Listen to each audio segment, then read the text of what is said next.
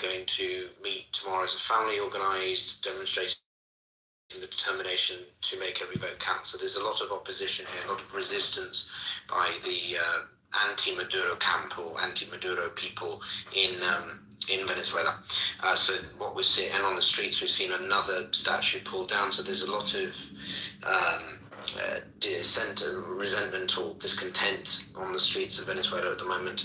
But we've heard some alternative perspectives here about why Maduro is, not as bad as people on the other side claim. So what I do want to do is pass to Rafael, and then Sully, if you've got any thoughts, and then probably close for tonight.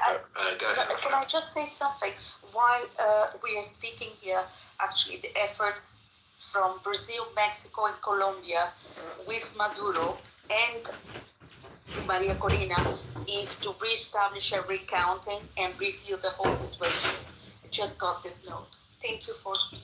Okay, thank you for that clarification. Sorry, it's been a very busy space, so I haven't kept up as much with the news. Well, I've got Jackson, do you want to go? I'll say one last thing. Jackson, before you leave, are you in Venezuela right now? Actually, I was in the middle of... I have to go too, but are you in Venezuela right now? Yeah, so I was in the middle of speaking, and you had your time to talk, so it's not your time to talk. I was going to say one last thing. We had all these, all the diasporoids, Miami, Canada, UAE, wherever they're from, all the diasporoids were running their mouths for the last few minutes. I didn't really think of anything to say to them because it's like, we've all been talking about this for the past several hours. If you have two working brain cells, you know that no, the IMF is not good. No, Rockefeller Group is not good. No, the Council on Foreign Relations, Chase Bank, Shell, Chevron, the World Bank, the World Economic Forum, these groups that want to rape and pillage Venezuela are not good. They have tried to undemocratically subvert the political process in Venezuela for years and years and years now. Why do they do that? Because Venezuela is so important.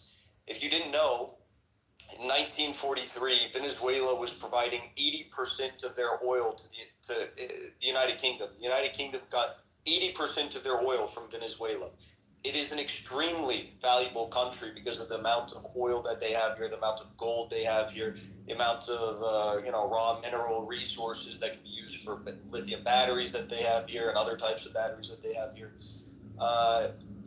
This is a country that will continue to be targeted regardless of whether it's Maduro or regardless of whether it's another leader that might not be socialist but is anti-West or anti-financialist, someone that wants true sovereignty for their country. Doesn't matter if they're socialist. I mean, look at what that Nayib Bukele is doing in El Salvador. I don't agree with him on everything, but he's battling big businesses to protect his country in El Salvador from big agriculture that wants to come in and rape his country. And I think that's amazing. And he's obviously being attacked by the deep state for doing so. Even Trump now is coming after him, which is hilarious. But what I'll say about Venezuela is that, they've tried to assassinate Maduro many times. They've tried to say that the votes are rigged, even though, again, Jimmy Carter said that the elections here in 2012, he said the elections here are the most secure he's ever seen on the planet out of the 92 countries that his election monitoring organization has actually investigated elections in. All of you diasporoids who will probably never see Venezuela again in your entire lives. You're in Miami, you're in Canada, you're wherever. I don't really care. Ultimately, what I got to say is I fully stand with President Maduro. Of course, no person, no government is perfect. No, I'm not perfect. No one's perfect. You're not perfect. But what I can say is I will never stop supporting President Maduro and the Chavista movement, and I fully endorse them. And everyone who's lying about Venezuela right now, you should all be ashamed of yourselves. It's humiliating. I don't know how you sleep at night. And you are responsible for the propaganda that potentially at some point may or may not bring about the complete destruction of the Venezuelan state, which will make no one happier than those in Washington, D.C. and those on Wall Street. Jackson, can I ask you a question? Why so do much. you keep supporting a government that even Mujica or Gustavo Petro, Evo Morales, all of those are turning their back to? Oh, he left.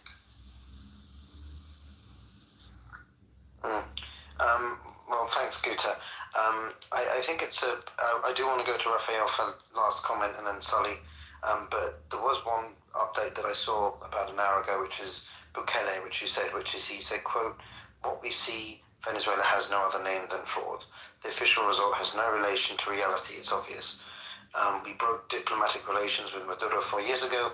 We won't reopen them until their people can elect their leaders in real elections." So I think it's a valid question, which is that a lot of the surrounding governments in Latin America, which are pretty left, or some of them maybe a bit more right, like Milei, you have a general consensus that none of them like Maduro or have reservations for him. And I think it's not necessarily about the political ideology, it's about the fact that it's not democratic, or at least the choice.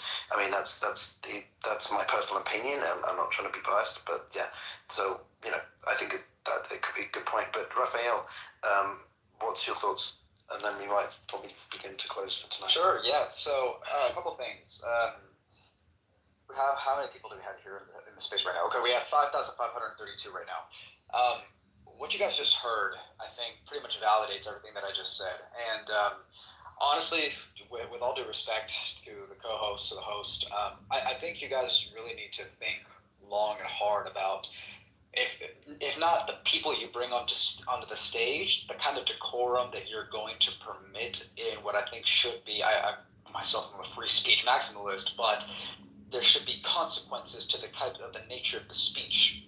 You cannot at the very least reprimand if A, you hear somebody saying that somebody deserves to be kidnapped, or B, the way that the person spoke, that this individual who by his own admission is paid by the regime to be an international observer. So you cannot convince people that he is going to be at all neutral or not biased in favor of the regime. The guy is paid to be there at this very moment, and that's fine even if you want to accept that. But think about the language and the way that he spoke to folks who have left. Right? He made a mockery of the 8 million Venezuelans that have left in the past 10 years. He called us, he said that we are diasporoids. He said that we are never going to see the country ever again. Just think long and hard. Why would you, shame on you guys for allowing that to happen. It hurts. It really hurts when there are people on this stage, in the audience, Venezuelans who I know have not seen their parents, people who have not seen their grandparents, people who have had cousins killed, people who have friends locked up. I have a friend who right now is stuck in the Argentine embassy, which is being raided at this very moment. His name is Pedro Uchurutu. He has been there since January, holed up. He cannot leave the embassy. He is making a mockery of those people. That is not an even exchange of ideas or a back and forth conversation. As I forgot who was that said, "Oh, let him speak. This is just let him have a back and forth." Brother, that is not a back and forth. That is the epitome of condescension. So as we wrap up tonight's discussion, I want everybody to really think about the voices that you heard tonight, because the ones that you heard, it's a stark contrast between the ones that are pro-Maduro and anti-Maduro. The people that have been defending Maduro tonight, not one has been Venezuelan. Not one Venezuelan has spoken in favor of Maduro tonight. Instead, every single one of them has been incredibly condescending and motivated by a desire to criticize the West. That is all this has been, just slam dunking on the West instead of genuinely caring about the Venezuelan people. And on the other hand, every Venezuelan that has spoken tonight has shared a heartfelt and powerful story about the desire to want to return home and reunite with their friends and their family. They're painting a very vivid picture of the hardships and the struggles that they face daily under an oppressive regime. Their voices are fueled by the same hope and resilience that mine is, for a deep love for their country, wanting to go back and to rid the country of a tyranny. And then I'll end with this, because I know that there's been a lot of speculation of exactly what exactly is this, I guess the instances of electoral fraud. What is this? What is that?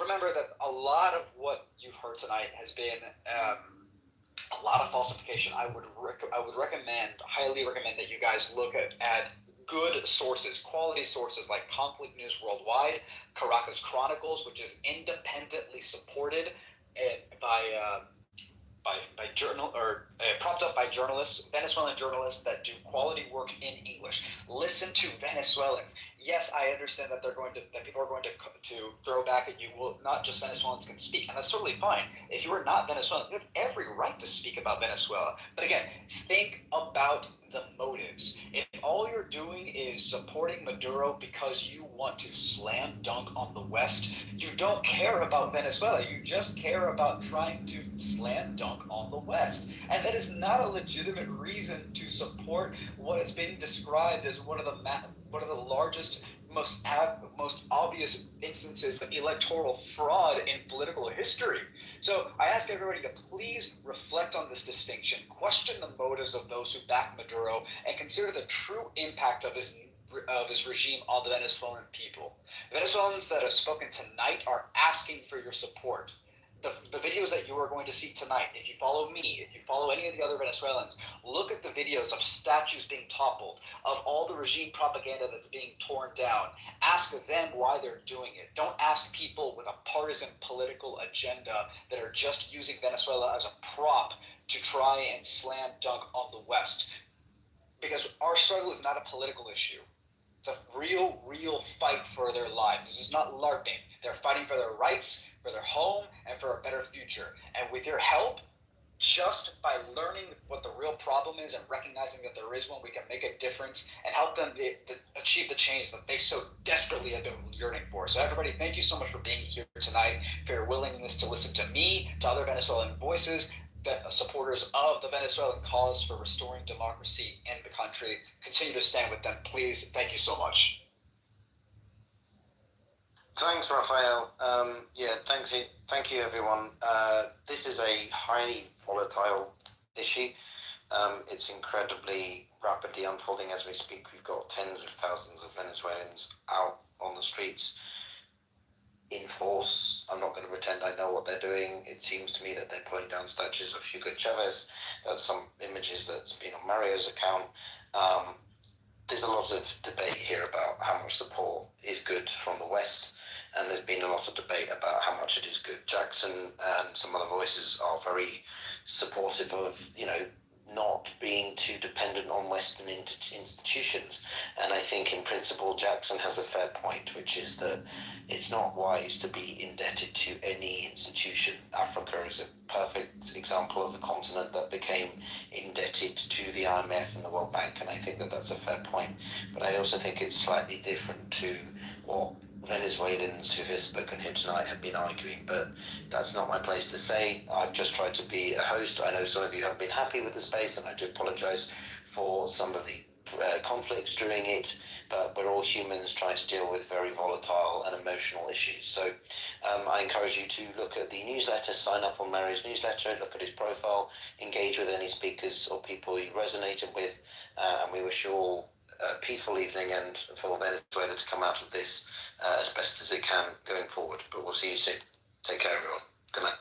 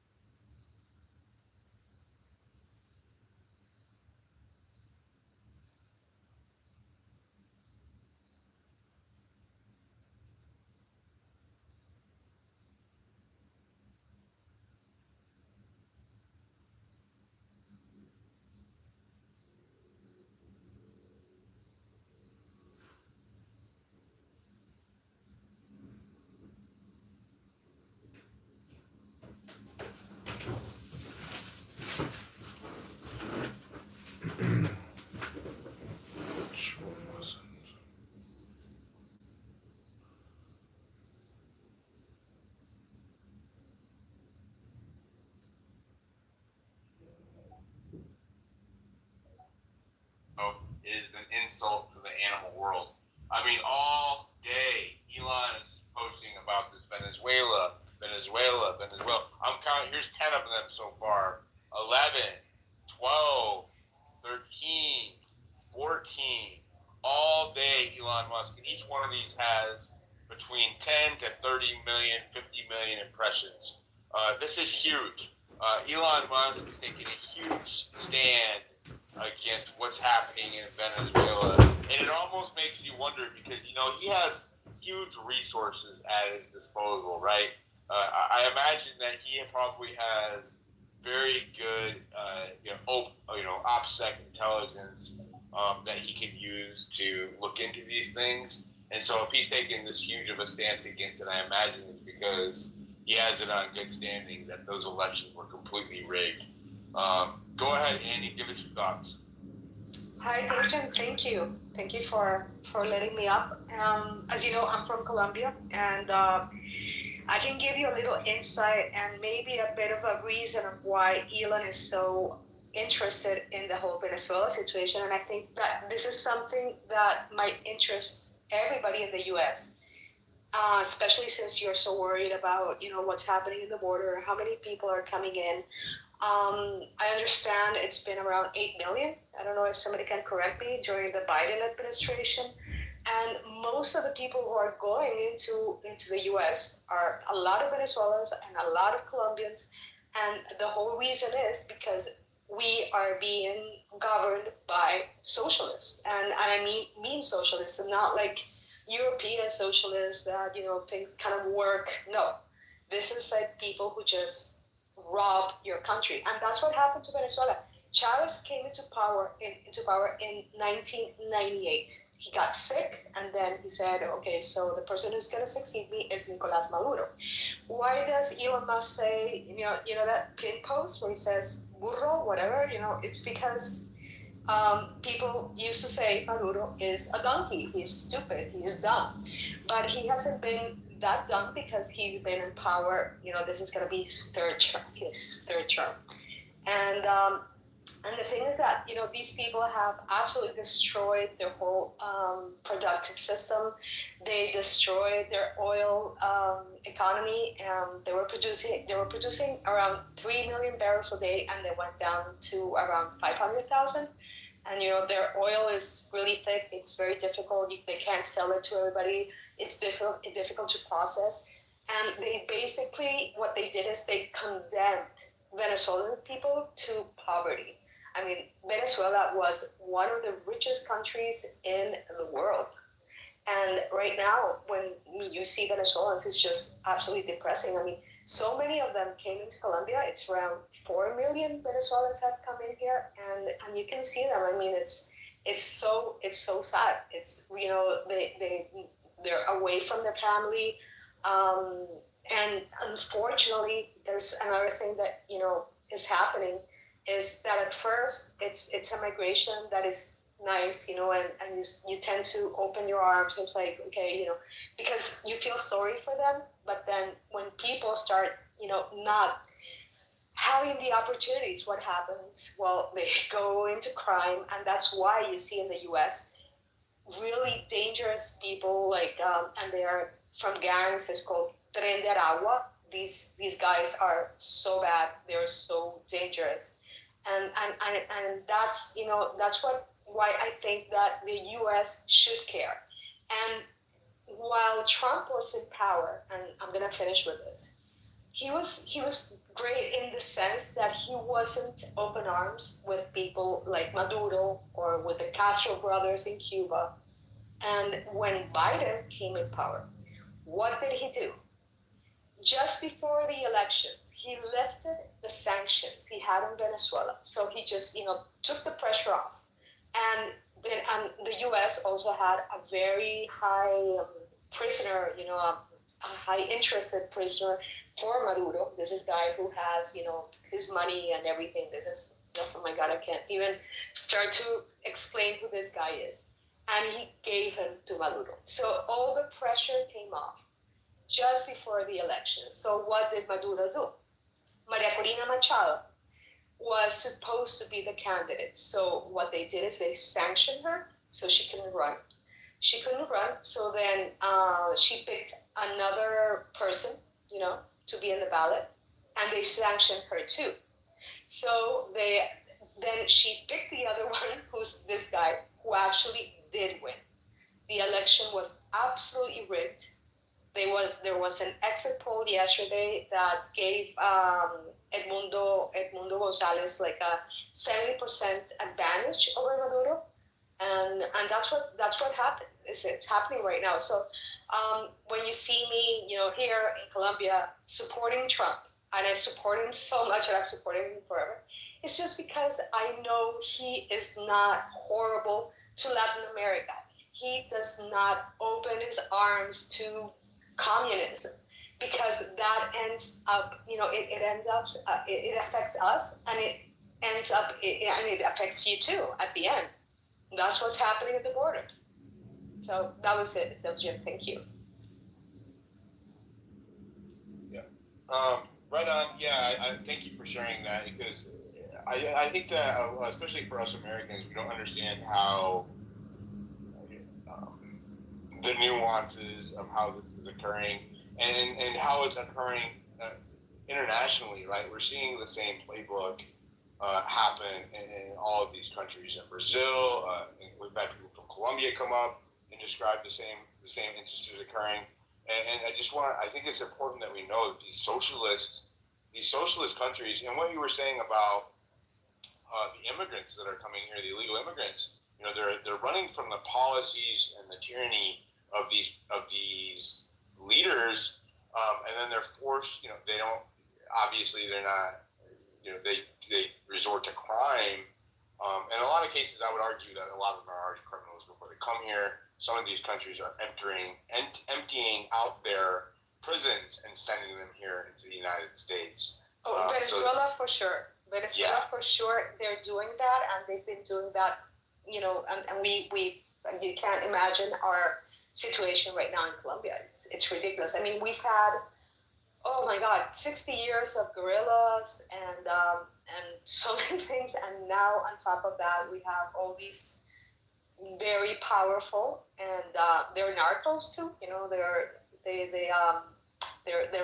what do you call them? Drug lords, and they're very, very dangerous people. So it's, our cities are getting really difficult. Here, I live in Barranquilla. Barranquilla is where Shakira is from. You know who Shakira is? And this used to be a really peaceful city. I mean, basically, just, in Colombia standards. I mean, this is not Switzerland, but it was peaceful. And these past 2 years that we have Petro as a president, Petro is like, he's just like Chavez, just like Maduro. And things have just gone really wild now, and we have had a lot of Venezuelan criminals coming here. And this is actually a passageway to the U.S. They come into Colombia. Some of them stay here, a lot of them. We have 4 million, like I said, around 4 million. And then they go through Panama and up Central America, Mexico, and that's what, we are receiving there. Yeah, and this is also part of the playbook we're seeing from other countries as well, and so it just goes to show you, and as far as the United States goes, Kamala Harris owns a lot of what's going on here. She was named the border czar, and that brings me to another aspect of this, which is the lying ass media, right? Jen brought up a good point earlier, which is, our media started was happening in Venezuela, right? They started declaring the winner earlier, when the rest of the international community, a lot of countries, and people with just common sense are not accepting the results of what they call an election already.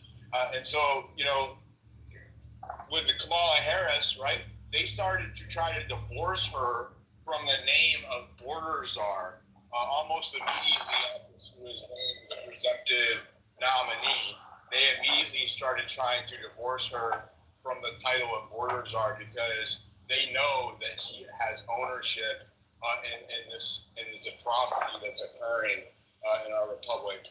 Let me continue to go through the hands. Let's go to Deep. Go ahead, and then we'll go to Truth. guys hear me? Yes. Yeah, I can hear you, Joe. Go ahead, Andrew. Yeah, let me chime in real quick because mad respect. I can't hear Andrew. Can you hear me? Anybody hear Andrew? We can hear you. I can't hear Andrew though. That's who I was called out. Andrew, I'll drop you down, bring you back up. Let's go to Lucas while we're waiting. Go ahead, Lucas. Thanks, Diligent. I was just going to add, and great points on Bangladesh, Jen. But when you guys brought up Elon Musk, it also made me think of the coup earlier this year in Bolivia. And I think it's somewhat related to what we're seeing in Venezuela. One, because we've seen political unrest all over South America, and possibly in response to them turning towards their own currency union group BRICS. And Bangladesh, of course, is the thumb of India. But I don't know that in the wake of the Bolivian coup that occurred, or attempted coup that occurred, the president of Bolivia, Arce, said that it was 100% related to the lithium reserves contracts that they were signing. And I know a lot of people love Javier Milei, and I do like some of the of his policies. Some of them I think are novel, but at the end of the day, he's playing a game with the IMF. And the rule of the IMF is, or the two rules that they put forth is, countries must practice austerity and countries must be open to foreign investment. And Elon Musk went to Argentina back in April and secured tons of lithium reserves from Argentina. So just more of the the complex fight over South America that I think is going on at high levels right now, as we see a realignment, especially with regards to the BRICS developments. But that's all I had, Diligent. I'm enjoying listening. I'm gonna drop back down because I don't have anything else to add. Thank you. No, you bring up a good point. A lot of this has to do over resource competition. To be honest with you, we're seeing a lot of this happening over the increased competition for resources, especially when it comes to like semiconductors and other resources, energy, and so on. So you bring up a very valid point, and thank you for that. Let's go ahead, Truth. I called on you last, and then we'll go to Nick. Awesome, thank you. I appreciate it. Can you hear me? Yep. Cool. Well, first off, I appreciate the spaces. I think it's very important what you guys do. This is hopefully the future of actual information and knowledge being, passed around to those inquiring. But two things. One, I like the younger gentleman who said he was like 25, who came in here earlier. That's a good thing to me. I'm not much older than that, but it's important that we share this knowledge with the younger generations. Just because, look around, it's not a mistake. We debate and we talk about these things we see on the media, the news, and it's like living in the Twilight Zone. But it's not a mistake. Socialism, communism, historically, have always been superior advertisers because they have to be. They have to sell lies to get people to go along with it. Historically, capitalism doesn't need to advertise or sell lies because the result of capitalism speaks enough for itself. And the second thing I just want to say, because I'm passionate about these topics, we have to remember our own history. The colonists, when they came to America, attempted communal living. They were essentially attempted communism in Jamestown, Plymouth, and other colonies. And it wasn't until, 2-3 years later, when 3/4 of them starved to death, that they said, you know what, we're going to scrap this whole method of just everybody gets their fair share. They split the land up equally. You get what you have, and anything you create and produce, you get to keep. These are real principles that were built into the foundation of our nation. The concept of private property rights and us not being attacked or having our property taken from us to give to others is why America became the most powerful and the largest, most wealthy nation in such a short period of time. And all of a sudden, lest we forget what led us to all that progress, here we are, and we can turn on X in the news and we have these socialist views and stuff, and people want to pretend that our country and the world's got advanced enough to where we can try communism and socialism again. I think it's a joke, but the only way to really get through to the younger generations are to continue conversations such as these, because it's important. It's going to impact the future whether we like it or not. And I think a lot of idle minds and people standing by on the sidelines for the last generation are now in shock to see that the battle has never ended.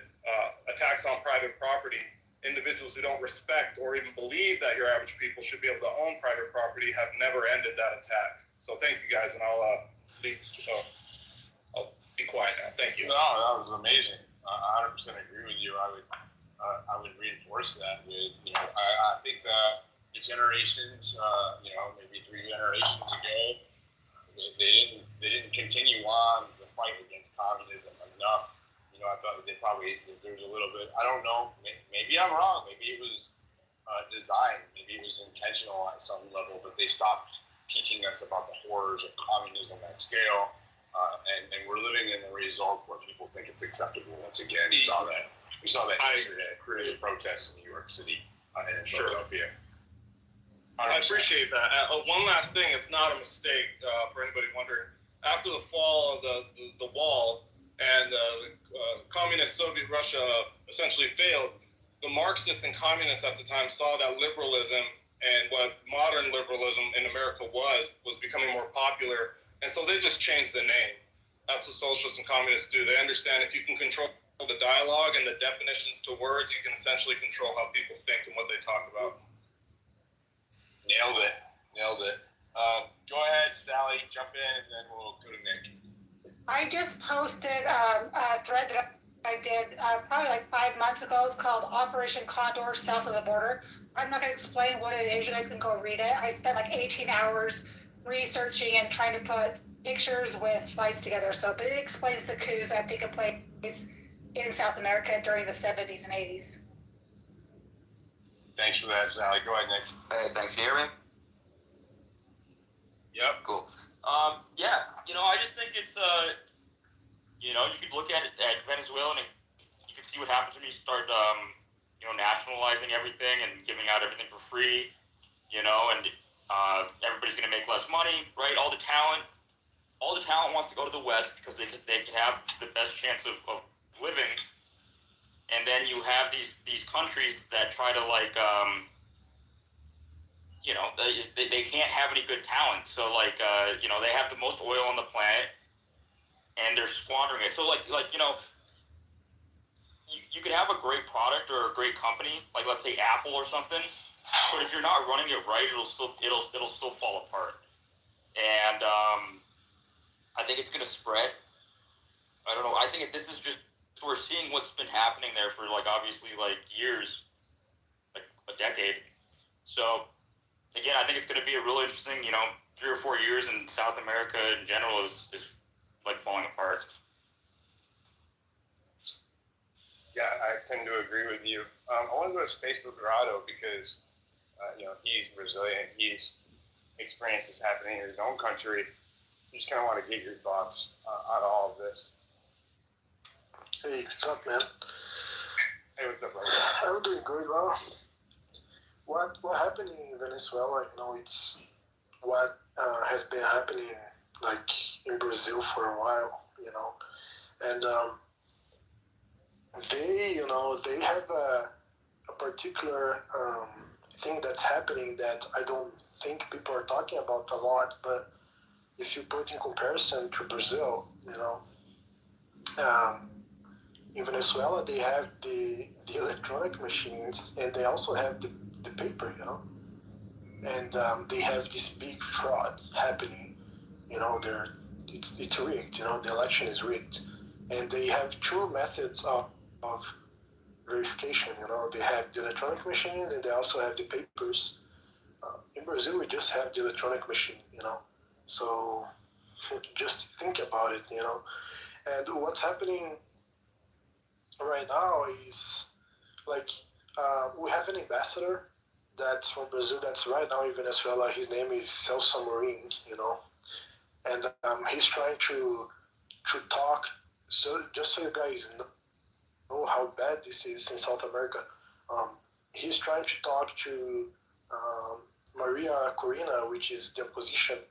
So he's trying to talk her into accepting the results of the election. So yeah, Lula and his narco friends are all together in this, and well, I don't know really what's gonna happen, because we saw that 6 years ago when Maduro was reelected for the second time, and he killed a lot of people, and he killed a lot of people back then, and I don't know if you won't do it right now. There are people already dying, and there's not much we can do about it.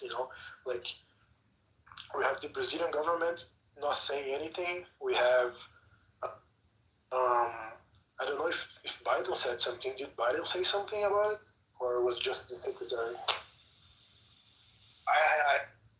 I'll have to look into the Biden thing though. That's a good question. Yeah, because I think that the only way we can win this is all the governments in the world, principally the United States and the European countries and the countries that have a big democracy. We have to position against what's happening in Venezuela, so we can kind of isolate the government there, so they don't have any power. But United States it's the main country that should be doing that, because you guys are the biggest country, the biggest economy, have the biggest democracy. So I think you guys have the main thing to do, and go against this. I saw that Rep Soler said something, that she sent a letter to the VP and the President of the United States to ask for sanctions in Venezuela, but I don't think that's what else are going to sanction against Venezuela? There's nothing left to do. So I don't know if that's gonna work. I think the only solution, to be honest, is all the governments go against this, and ask for the real results of the elections, and hope that maybe the military will take the people's side and not the government's side, to be honest. But yeah, that's my take on it. I have been talking all night with people about this and trying to figure out something. But you can see that Maduro, he's also saying that all the other countries, he's cutting ties with the other countries. So, and that's actually a plan that he's doing. He's cutting ties with other countries. So, for example, if Maria Corina wants to go to other embassies and seek asylum in other embassies inside of Venezuela, she could do it like she's doing. Maybe I don't know if she's doing with Argentina, but she could do that with other countries, Brazil, other countries, United States, inside of Venezuela. But he's cutting ties with all the countries in South America, and he's demanding that all the ambassadors get out of the country, get out of Venezuela in 72 hours. So there's not going to be any embassy from other countries in Venezuela anymore. So Maria Corina is kind of stuck there. She doesn't have her passport, She's not allowed to get out of the country. I don't know, I saw something about that. She has an order for her arrest. So yeah, it's kind of, there's not much left. I don't know if people, I see it, the only thing that can happen is the people take the power of the country, but I don't know if they're able to do that, because you saw them going to the streets. They just have pots, and this is Maria Corina's fault also, because in 2012 she was really forthcoming on and making guns, taking guns out of the population's hand. So now the population is suffering with that. I'm not gonna say that Maria Corina is right wing. I don't think she is. I think she's a kind of center left. Not socialist, but she's not right wing either. But she also has fault on this, because in 2012 she was pushing to take the guns out of people's hand in the whole country. And I hope Venezuela. Americans need to pay attention. Americans need to pay attention to the tactics, because the left wing here is calling for the very same results that we're seeing play out in Venezuela and also some of these other socialist countries. This is exactly what they want. They want to disarm us so that when they cheat, we cannot do anything about it. That's exactly what they want. Go ahead, Doc, and we'll go to Adam. I don't know if people are seeing what I'm seeing, but at least on my feed, I see the people rising up. I see reports of police taking off their uniforms. I see reports of paramilitary forces abandoning their station as citizens burn their tanks, and not tanks, armored vehicle. It seems to me that what has to happen here isn't the U.S. or some outside force telling Maduro, hey, you're a dead guy, you rigged the election, give it back. Even if they did that, I mean, Maduro's not inclined to listen to anybody besides Maduro. So what has to happen is what happened here in 1776. People have to get fed up enough, right, to go out and take care of business. And it seems to me that's what's happening. And it seems to be a rising tide. So I'm hopeful. Yeah, someone just tagged me right as you were saying that in the Ryan Fournier post of the Venezuelan police officer taking off his uniform. We'll see if it sticks, man. You know what I mean? I'm highly skeptical when I see all of this happen out on social media, and I watched the Brazilians have their January 8th, and I felt like it was going to be the same, and those.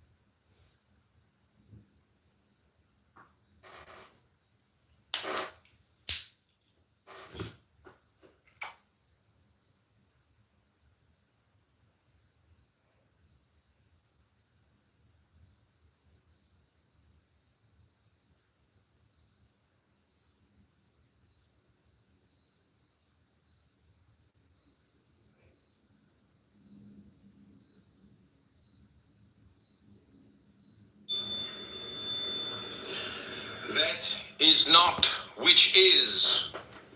The only word is silence. The only meaning of that word is not. Thoughts are false. Fatherhood is unity disguised as duality. Peace implies war. Power implies war. Harmony implies war. Victory implies war. Glory implies war. Foundation implies war. Alas, for the kingdom wherein all these are at war. That is not which is. The only word is silence. The only meaning of that word is not. Thoughts are false. Fatherhood is unity disguised as duality. Peace implies war.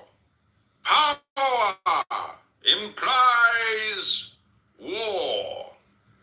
Harmony implies war. Victory implies war. Glory implies war. Foundation implies war. Alas, for the kingdom wherein all these are at war. That is not which is. The only word is silence.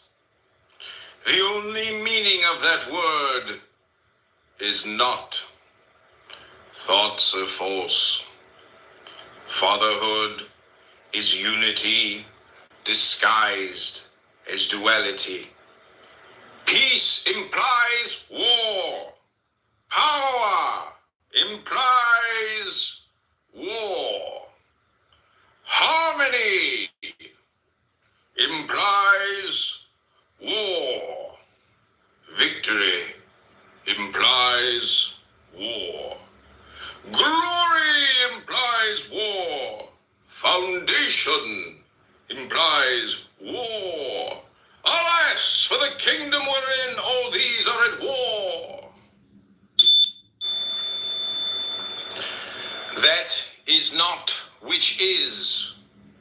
The only word is silence. The only meaning of that word is not. Thoughts are false. Fatherhood is unity disguised as duality. Peace implies war. Power implies war. Harmony implies war. Victory implies war. Glory implies war. Foundation implies war. Alas, for the kingdom wherein all these are at war. That is not which is. The only word is silence. The only meaning of that word is not. Thoughts are false. Fatherhood is unity disguised as duality. Peace implies war. Power implies war. Harmony implies war. Victory implies. That is not which is. The only word is silence. The only meaning of that word is not. Thoughts are false. Fatherhood is unity disguised as duality. Peace implies war. Power implies war. Harmony implies war. Victory implies war. Glory implies war. Foundation implies war. Alas, for the kingdom wherein all these are at war. That is not which is. The only word is silence. The only meaning of that word is not. Thoughts are false. Fatherhood is unity disguised as duality. Peace implies war. Power implies war. Harmony implies war. Victory implies war. Glory implies war. Foundation implies war. Alas, for the kingdom wherein all these are at war. That is not which is. The only word is silence. The only meaning of that word is not. Thoughts are false. Fatherhood is unity disguised as duality. Peace implies war. Power implies war. Harmony implies war. Victory implies war. Glory, war. Foundation implies war. Alas, for the kingdom wherein all these are at war.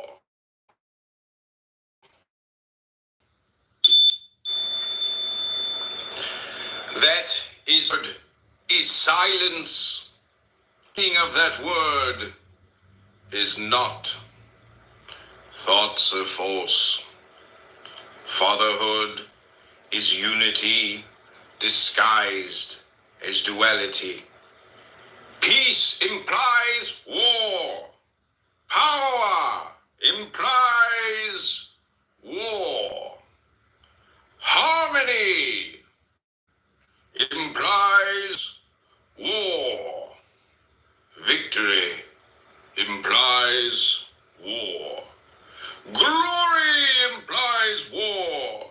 Foundation implies war.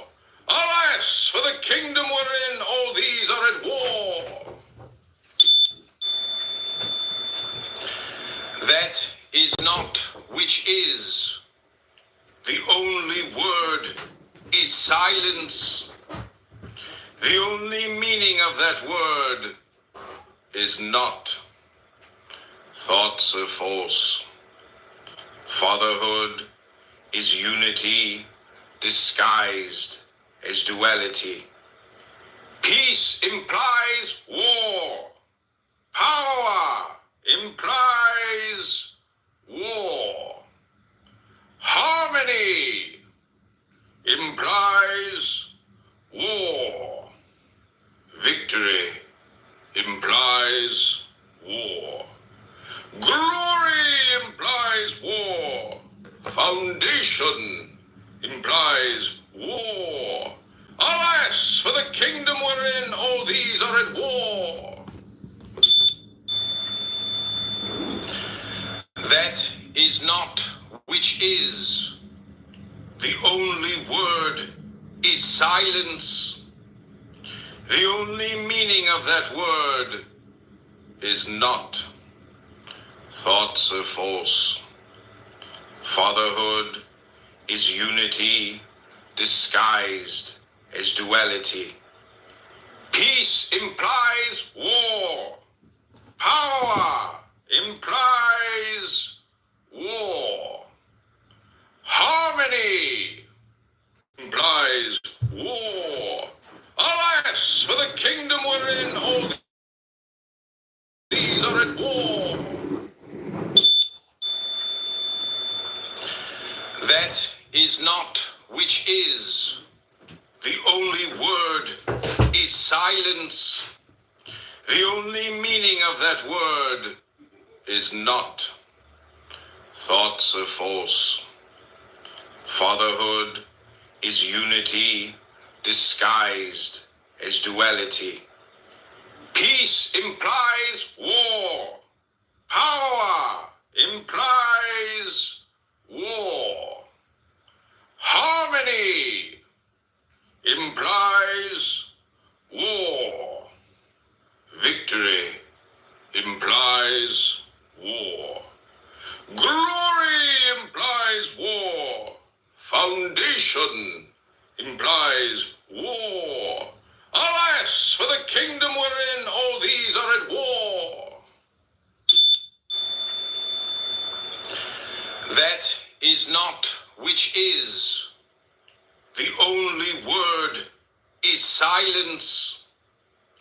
The only meaning of that word is not. Thoughts are false. Fatherhood is unity disguised as duality. Peace implies war. Power implies war.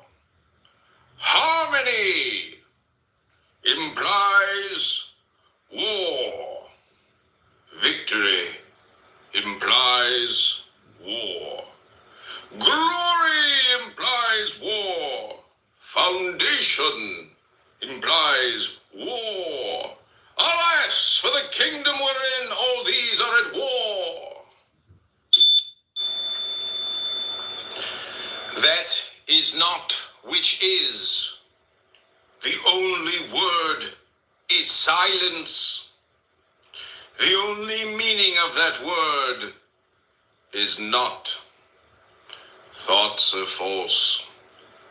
Fatherhood is unity disguised as duality. Peace implies war. Power implies war. Harmony implies war. Victory implies war. Glory implies war. Foundation implies war. Alas, for the kingdom wherein all these are at war. That is not which is. The only word is silence. The only meaning of that word is not. Thoughts are false. Fatherhood is unity disguised as duality. Peace implies war. Power implies war. Harmony implies war. Victory implies war. Glory implies war. Foundation implies war. Alas, for the kingdom wherein all these are at war. That is not which is. The only word is silence. The only meaning of that word is not. Thoughts are false. Fatherhood is unity disguised as duality. Peace implies war. Power implies war. Harmony implies war. Victory implies war.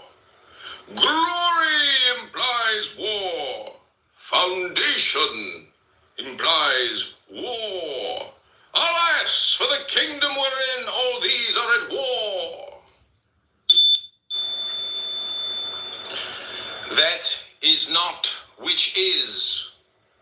The only word is silence. The only meaning of that word is not. Thoughts are false. Fatherhood is unity disguised as duality.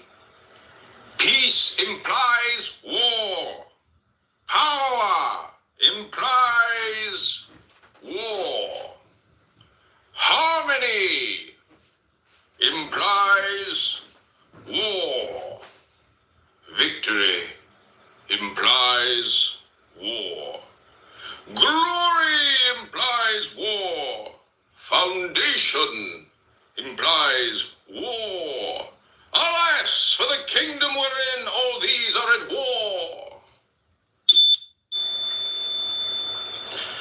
That is not which is. The only word is silence. The only meaning of that word is not. Thoughts are false. Fatherhood is unity disguised as duality. Peace implies war. Power implies war. Harmony implies war. Victory implies war. Glory implies war. Foundation implies war. Alas, for the kingdom wherein all these are at war. That is not which is. The only word is silence. The only meaning of that word is not. Thoughts are false. Fatherhood is unity disguised as duality. Peace implies war. Power implies war. Harmony implies war. Victory implies war. Glory implies war. Foundation implies war. Alas, for the kingdom wherein all these are at war. That is not which is. The only word is silence. The only meaning of that word is not. Thoughts are false. Fatherhood is unity disguised as duality. Peace implies war. Power implies war. Harmony implies war. Victory implies war. Glory implies war. Foundation implies war. Alas, for the kingdom wherein all these are at war. That is not which is. The only word is silence. The only meaning of that word is not. Thoughts are false. Fatherhood is unity disguised as duality. Peace implies war. Power implies war. Harmony implies war. Victory implies war. Glory implies war. Foundation implies war.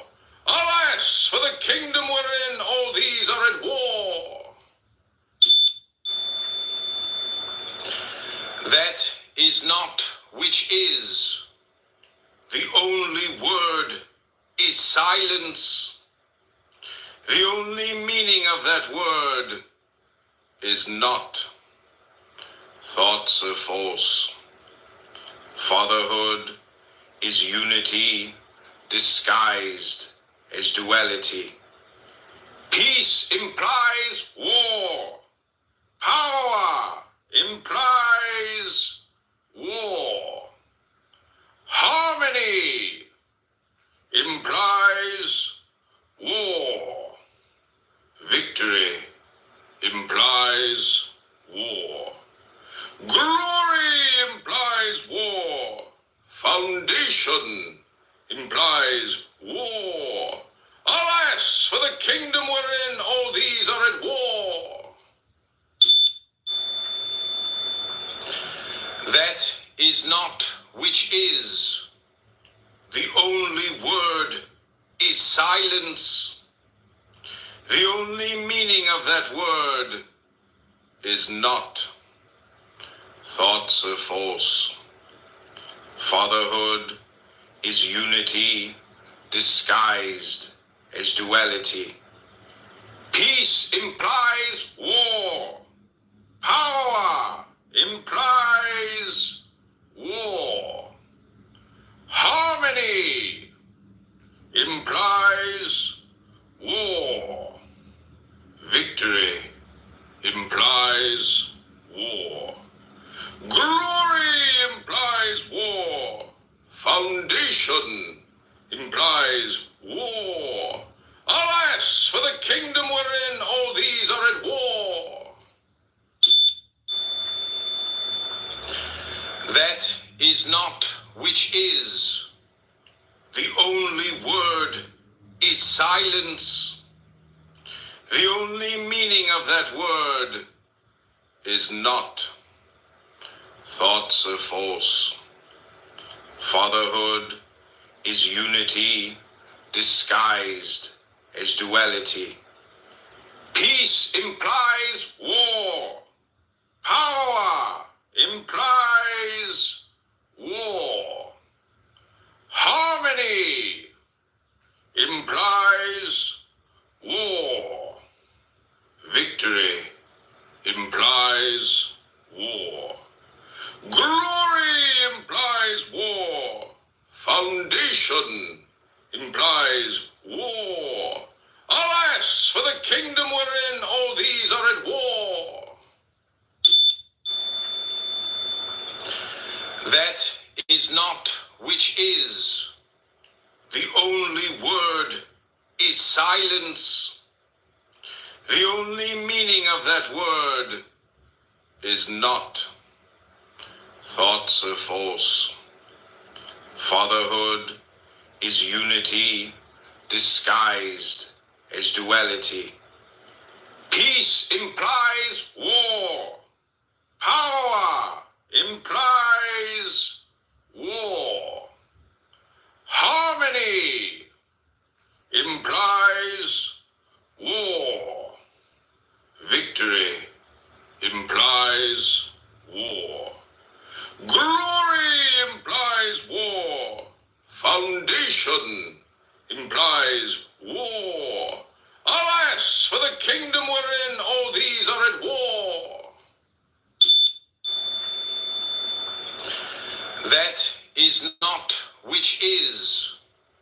The only word is silence.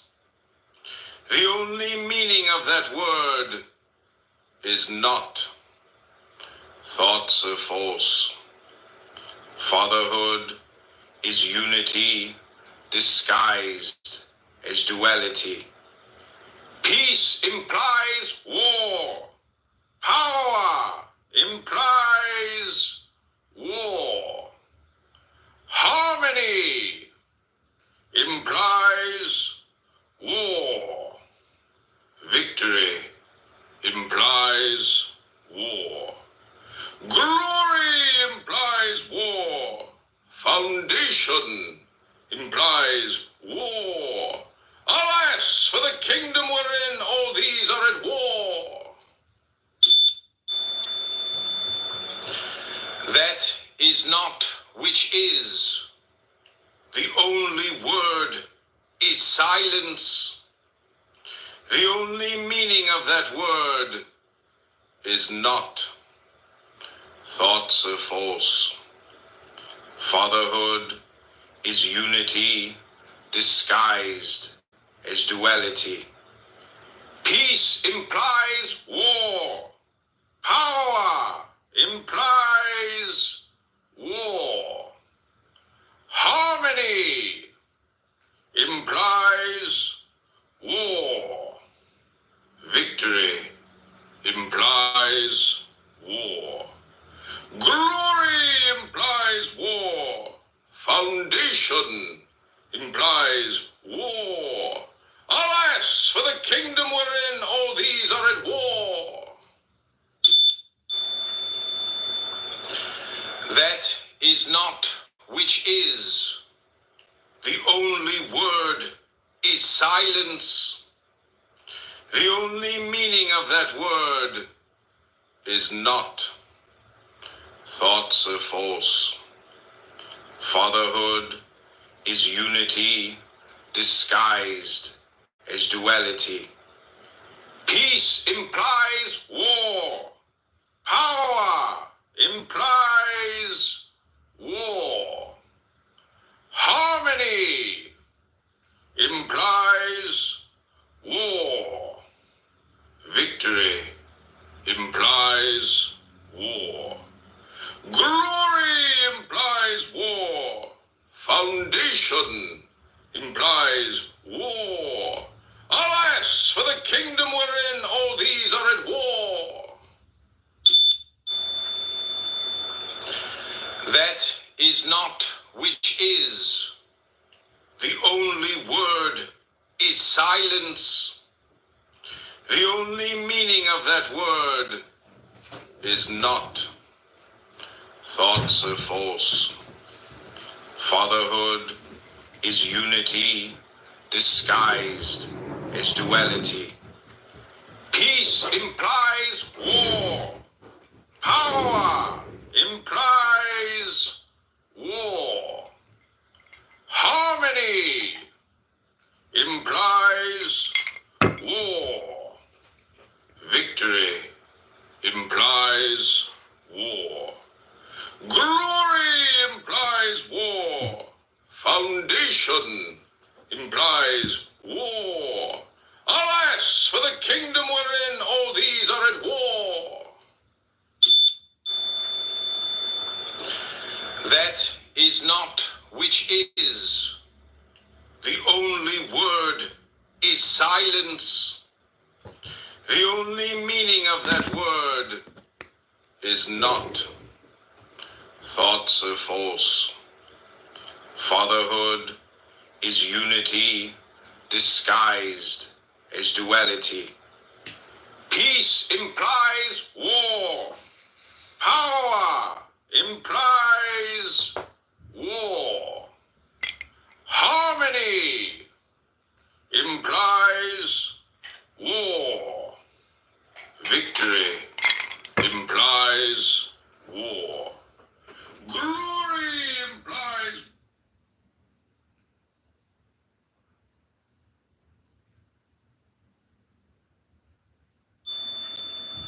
I want to welcome you back from Donald Trump in Scotland. Welcome back, everyone. This is your good friend Donald Trump.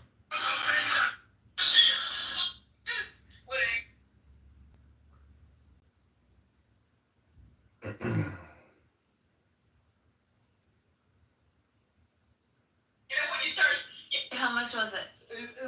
How much was it? They gave it to me. So you're not gonna Teach us your secret, master.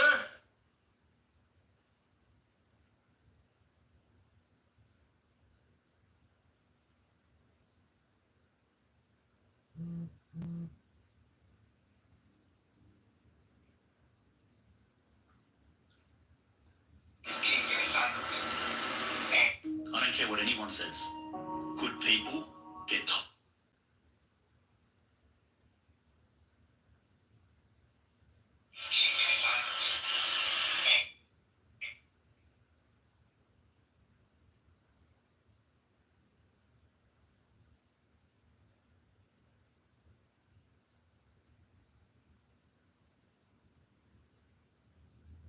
Get QuickBooks Solopreneur for $1 per month for mobile only. Sign up today. Replace social media with these book summaries. And here's the thing. The golden sayings of Epictetus. Are these the only works of providence in us? Would words suffice to praise or set them forth? Had we but understanding, should we ever cease hymning and blessing the divine power, both openly and in secret, and telling of his gracious gifts? Whether doing or plowing or eating, should we not sing the hymn to God? Great is God, for that he hath given instruments to till the ground withal. Great is God, for that he hath given us hands, and the power of swallowing and digesting, of unconsciously growing and breathing while we sleep. Thus should we ever have sung, yea, and this, the grandest and divinest hymn of all. Great is God, for that he hath given us a mind to apprehend these things and duly to use them. What then? Seeing that most of you are blinded, should there not be some one to fill this place and sing the hymn to God on behalf of all men? What else can I, that am old and lame, do but sing to God? Were I a nightingale, I should do after the manner of a nightingale. Were I a swan, I should do after the manner of a swan. But now, since I am a reasonable being, I must sing to God. That is my work, I do it, nor will I desert this my post, as long as it is granted me to hold it. And upon you, too, I call to join in this self-same hymn. How then do men act? As though one returning to his country who had sojourned for the night in a fair inn should be so captivated thereby as to take up his abode there. Friend, thou hast forgotten thine intention. This was not thy destination, but only lay on the way thither. Nay, but it is a proper place, and how many more of the sort there be, only to pass through upon thy way. Thy purpose was to return to thy country, to relieve the kinsman's fears for thee, thyself to discharge the duties of a citizen, to marry a wife, to beget offspring, and to fill the appointed round of office. Thou didst not come to choose out what places are most pleasant, but rather to return to that wherein thou wast born and where thou wert appointed to be a citizen. Try to enjoy the great festival of life with other men. But I have one whom I must please, to whom I must be subject, whom I must obey, God, and those who come next to him. He hath entrusted me with myself, he hath made my will subject to myself alone, and given me rules for the right use thereof. Rufus used to say, if you have leisure to praise me, what I say is not. In truth, he spoke in such wise that each of us who sat there thought that someone had accused him to Rufus, so surely did he lay his finger on the very deeds we did, so surely display the faults of each before his very eyes. But what saith God? Had it been possible, Epictetus, I would have made both that body of thine and thy possessions free and unimpeded, but as it is, be not deceived. It is not thine own, it is but finely tempered clay. Since then this I could not do. I have given thee a portion of myself, and the power of desiring and declining and of pursuing and avoiding. In a word, the power of dealing with the things of sense. And if thou neglect not this, but place all that thou hast therein, Thou shalt never be let or hindered, thou shalt never lament, thou shalt not blame or flatter any. What then seemeth this to thee a little thing? God forbid. Be content then therewith, and so I pray the gods. What saith Antisthenes? Hast thou never heard? It is a kingly thing, Osiris, to do well and to be evil spoken of. Ay, but to debase myself thus were unworthy of me. That said, Epictetus, is for you to consider, not for me. You know yourself what you are worth in your own eyes, and at what price you will sell yourself, for men sell themselves at various prices. This was why, when Florus was deliberating whether he should appear at Nero's shows, taking part in the performance himself, Agrippinus replied, "Appear by all means." And when Florus inquired, "But why do not you appear?" he answered, "Because I do not even consider the question." For the man who has once stooped to consider such questions and to reckon up the value of external things is not far from forgetting what manner of man he is. Why, what is it that you ask me? Is death preferable or life? I reply life. Pain or pleasure? I reply pleasure. Well, but if I do not act, I shall lose my head. Then go and act, but for my part I will not act. Why? Because you think yourself but one among the many threads which make up the texture of the doublet. You should aim at being like men in general, just as your thread has no ambition either to be anything distinguished compared with the other threads. But I desire to be the purple, that small and shining part which makes the rest seem fair and beautiful. Why then do you bid me become even as the multitude? Then were I no longer the purple. If a man could be thoroughly penetrated as he ought with this thought that we are all in an especial manner sprung from God, and that God is the father of men as well as of gods, full surely he would never conceive aught ignoble or base of himself, whereas if Caesar were to adopt you, your haughty looks would be intolerable. Will you not be elated at knowing that you are the Son of God? Now, however, it is not so with us, but seeing that in our birth these two things are commingled, the body which we share with the animals, and the reason and thought which we share with the gods, many decline towards this unhappy kinship with the dead, few rise to the blessed kinship with the divine. Since then every one must deal with each thing according to the view which he forms about it, those few who hold that they are born for fidelity, modesty, and unerring sureness in dealing with the things of sense, never conceive aught base or ignoble of themselves, but the multitude the contrary. Why, what am I, a wretched human creature with this miserable flesh of mine? Miserable indeed, but you have something better than the paltry flesh of yours. Why then cling to the one and neglect the other? Thou art but a poor soul laden with a lifeless body. The other day I had an iron lamp placed beside my household gods. I heard a noise at the door, and hastening down found my lamp carried off. I reflected that the culprit was in no very strange case. "Tomorrow, my friend," I said, "you will find an earthenware lamp, for a man can only lose what he has." The reason why I lost my lamp was that the thief was superior to me in vigilance. He paid, however, this price for the lamp, that in exchange for it he hastened to become a thief, in exchange for it to become faithless.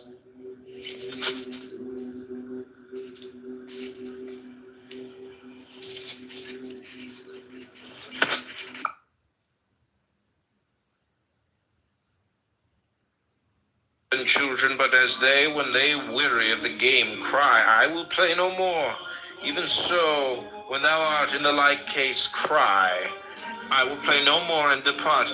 But if thou stayest, make no lamentation. Is there smoke in the room? If it be slight, I remain. If grievous, I quit it.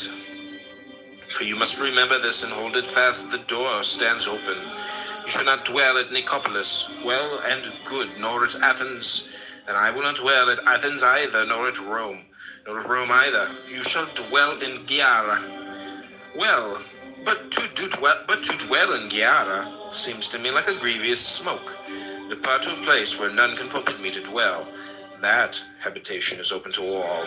For as for the last garment of all, that is the poor body, beyond that none cannot do aught unto me. This is why Demetrius said to Nero, you threaten me with death, but it is nature who threatens you.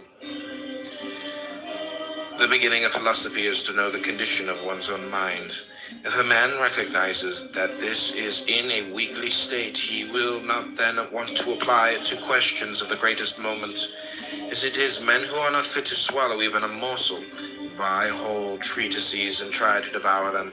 Accordingly, they either vomit them up again or suffer from indigestion, whence come gripings, fluxions, and fevers, whereas they should have stopped to consider their capacity.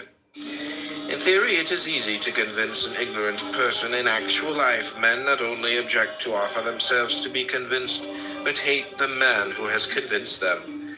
Whereas Socrates used to say that we should never lead a life not subjected to examination. This is the reason why Socrates, when reminded that he should prepare for his trial, answered, thinkest thou not that I have been preparing for it all my life? In what way? I have maintained that which in me lay. How so? I have never secretly, openly done wrong unto any. In what character dost thou now come forward? Is a witness summoned by God. Come thou, saith God, and testify for me, for thou art worthy of being brought forward as a witness by me. Is aught that is outside thy will either good or bad? Do I hurt any man? Have I placed the good of each in the power of any other than himself? What witness dost thou bear to God? I am in evil state, master, I am undone. None careth for me, none giveth me aught. All men blame, all speak evil of me. Is this the witness thou wilt bear, and do dishonor to the calling wherewith he hath called thee? Because he hath done thee so great honor, and deemed thee worthy of being summoned to bear witness in so great a cause? Wouldst thou have men speak good of thee? Speak good of them, and when thou hast learned to speak good of them, try to do good unto them, and thus thou wilt reap in return their speaking good of thee. When thou goest into any of the great, remember that another from above sees what is passing, and that thou shouldest please him rather than man. He therefore asks thee, is this in the schools? What didst thou call exile, imprisonment, bonds, death, and shame? I call them different things, and I call them things indifferent. What then dost thou call them now? Are they at all changed? No. It is then thou that art changed? No. Say then, what are things indifferent? Things that are not in our power. Say then what follows, that things which are not in our power are nothing to me. Say also what things you hold to be good, a will such as it ought to be, and a right use of the things of sense. And what is the end? To follow thee. That Socrates should ever have been so treated by the Athenians, slave. Why say Socrates? Speak of the thing as it is. That ever then the poor body of Socrates should have been dragged away and haled by main force to prison. That ever hemlock should have been given to the body of Socrates. That should have breathed its life away. Do you marvel at this? Do you hold this unjust? Is it for this that you accuse God? Had Socrates no compensation for this? Where then for him was the ideal good? Whom shall we hearken to, you or him? And what says he? Anytus and Miletus may put me to death, to injure me is beyond their power. And again, if such be the will of God, so let it be. Nay, young man, for heaven's sake, but once thou hast heard these words, go home and say to thyself, it is not Epictetus that has told me these things, how indeed should he? No, it is some gracious God through him, else it would never have entered his head to tell me them. He that is not used to speak to any one thus, well then, let us not lie under the wrath of God, but be obedient unto him. Nay, indeed, but if a raven by its croaking bears thee any sign, it is not the raven, but God that sends the sign through the raven. And if he signifies anything to thee through human voice, will he not cause the man to say these words to thee, that thou mayest know the power of the divine? How he sends a sign to some in one way, and to others in another, and on the greatest and highest matters of all signifies his will through the noblest messenger? What else does the poet mean? I spake unto him erst myself, and sent Hermes in the shining, one to check and warn him, the husband not to slay, nor woo the wife. In the same way, my friend Heraclitus, who had a trifling suit about a petty farm at Rhodes, first showed the judges that his cause was just, and then at the finish cried, I will not entreat you, nor do I care what sentence you pass. It is you who are on your trial, not I. And so he ended the case. As for us, we behave like a herd of deer. When they flee from the huntsman's feathers in affright, which way do they turn? What haven of safety do they make for? Why, they rush upon the nets. Thus they perish by confounding what they should fear with that wherein no danger lies. Not death or pain is to be feared, but the fear of death or pain. Well said the poet, therefore, death has no terror, only a death of shame. How is it then that certain external things are said to be natural, and others contrary to nature? Why, just as it might be said if we stood alone and apart from others, a foot, for instance, I will allow it is natural should be clean, but if you take it as a foot, and as a thing which does not stand by itself, it will beseem it, if need be, to walk in the mud, to tread on thorns, and sometimes even to be cut off for the benefit of the whole body. Else it is no longer a foot. In some such way we should conceive of ourselves also. What art thou, a man? Looked at as standing by thyself and separate, it is natural for thee in health and wealth long to live. But looked at as a man and only as a part of a whole, it is for that whole's sake that thou shouldst at one time fall sick, at another brave the perils of the sea again, know the meaning of want, and perhaps die an early death. Why then repine? Knowest thou not that as the foot is no more a foot if detached from the body, so thou in like case art no longer a man? For what is a man? A part of a city. First of the city of gods and of men, next of that which ranks nearest it, a miniature of the universal city. In such a body, in such a world enveloping us, among lives like these, such things must happen to one or another. Thy part then being there is to speak of these things as is meet, and to order them as befits the matter. That was a good reply which Diogenes made to a man who asked him for letters of recommendation. That you are a man, he will know when he sees you whether a good or a bad one. He will know if he has any skill in discerning the good and the bad. But if he has none, he will never know, though I write to him 1,000 times. It is as though a piece of silver money desired to be recommended to someone to be tested. If the man be a good judge of silver, he will know the coin will tell its own tale. Even as the traveler asks his way of him that he meets, inclined in no wise to bear to the right rather than to the left, for he desires only the way leading whither he would go, so should we come unto God as to a guide, even as we use our eyes without admonishing them, to show us some things rather than others, but content to receive the images of such things as they present unto us. But as it is, we stand anxiously watching the victim, and with the voice of supplication call upon the augur, Master, have mercy on me, vouchsafe unto me a way of escape. Slave, would you then have aught else than what is best? Is there anything better than what is God's good pleasure? Why, as far as in you lies, would you corrupt your judge and lead your counselor astray? God is beneficent, but the good also is beneficent. It should seem then that where the real nature of God is, there too is to be found the real nature of the good. What then is the real nature of God? Intelligence, knowledge, right, reason. Here then, without more ado, seek the real nature of the good, for surely thou dost not seek it in a plant or in an animal that reasoneth not. Seek then the real nature of the good in that without whose presence thou wilt not admit the good to exist in aught else. What then? Are not these other things also works of God? They are, but not preferred to honor. Nor are they portions of God, but thou art a thing preferred to honor. Thou art thyself a fragment torn from God. Thou hast a portion of him within thyself. How is it then that thou dost not know thy high descent, dost not know whence thou comest? When thou eatest, wilt thou not remember who thou art that eatest, and whom thou feedest?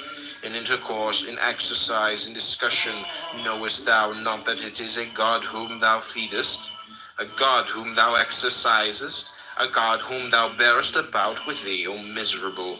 And thou perceivest it not? Thinkest thou that I speak of a God of silver or gold, that is without thee? Nay, thou bearest him within thee, all unconscious of polluting him with thoughts impure and unclean deeds, were an image of God present. Thou wouldst not dare to act as thou dost, yet when God himself is present within thee, beholding and hearing all, thou dost not blush to think that such thoughts and do such deeds. O thou that art insensible of thine own nature, and liest under the wrath of God, why then are we afraid when we send a young man from the schools into active life, lest he should indulge his appetites intemperately, lest he should debase himself by ragged clothing, or be puffed up by fine raiment? Knowest he not the God within him? Knowest he not with whom he is starting on his way? Have we patience to hear him say to us, would I had thee within me? Hast thou not God where thou art, and having him dost thou still seek for any other? Would he tell thee aught what else than these things? Why, wert thou a statue of Phidias, an Athena, or a Zeus, thou wouldst bethink thee both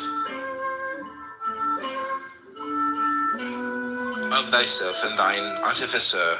And hadst thou any sense, thou wouldst strive to do no dishonor to thyself or him that fashioned thee, nor appear to beholders in unbefitting guise. But now, because God is thy maker, is that why thou carest not of that of what sort thou shalt know thyself to be? Yet how different the artists and their workmanship! What human artist's work, for example, has in the faculties that are displayed in fashioning it? Is it aught but marble, bronze, gold, or ivory? Nay, when the Athena of Phidias has put forth her hand and received therein a victory, in that attitude she stands forevermore. But God's works move and breathe, they use and judge the things of sense, the workmanship of such an artist. Wilt thou dishonor him? Aye, when he not only fashioned thee, but placed thee like a ward in the care and guardianship of thyself alone, wilt thou not only forget this, but also do dishonor to what is committed to thy care? If God had entrusted thee with an orphan, wouldst thou have thus neglected him? He hath delivered thee to thine own care, saying, I had none more faithful than myself. Keep this man for me, such as nature hath made him, modest, faithful, high-minded, a stranger to fear, to passion, to perturbation. Such will I show myself to you all, what exempt from sickness also, from age, from death. Nay, but accepting sickness, accepting death as becomes a god. No labor, according to Diogenes, is good, but that which aims at producing courage and strength of soul rather than of body. A guide on finding a man who has lost his way brings him back to the right path. He does not mock and jeer at him and then take himself off. You also must show the unlearned man the truth, and you will see that he will follow, but so long as you do not show it to him. You should not mock, but rather feel your own incapacity.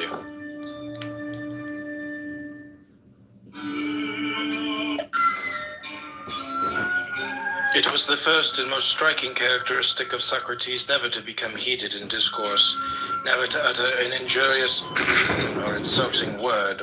On the contrary, he persistently bore insult from others, and thus put an end to the fray.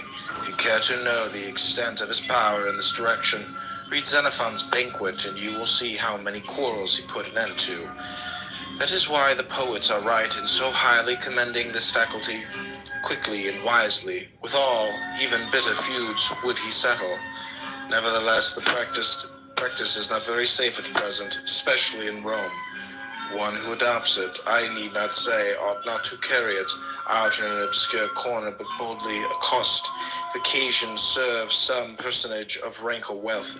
Can you tell me, sir, to whose care you entrust your horses? I can. Is it to the first comer who knows nothing about them? Certainly not.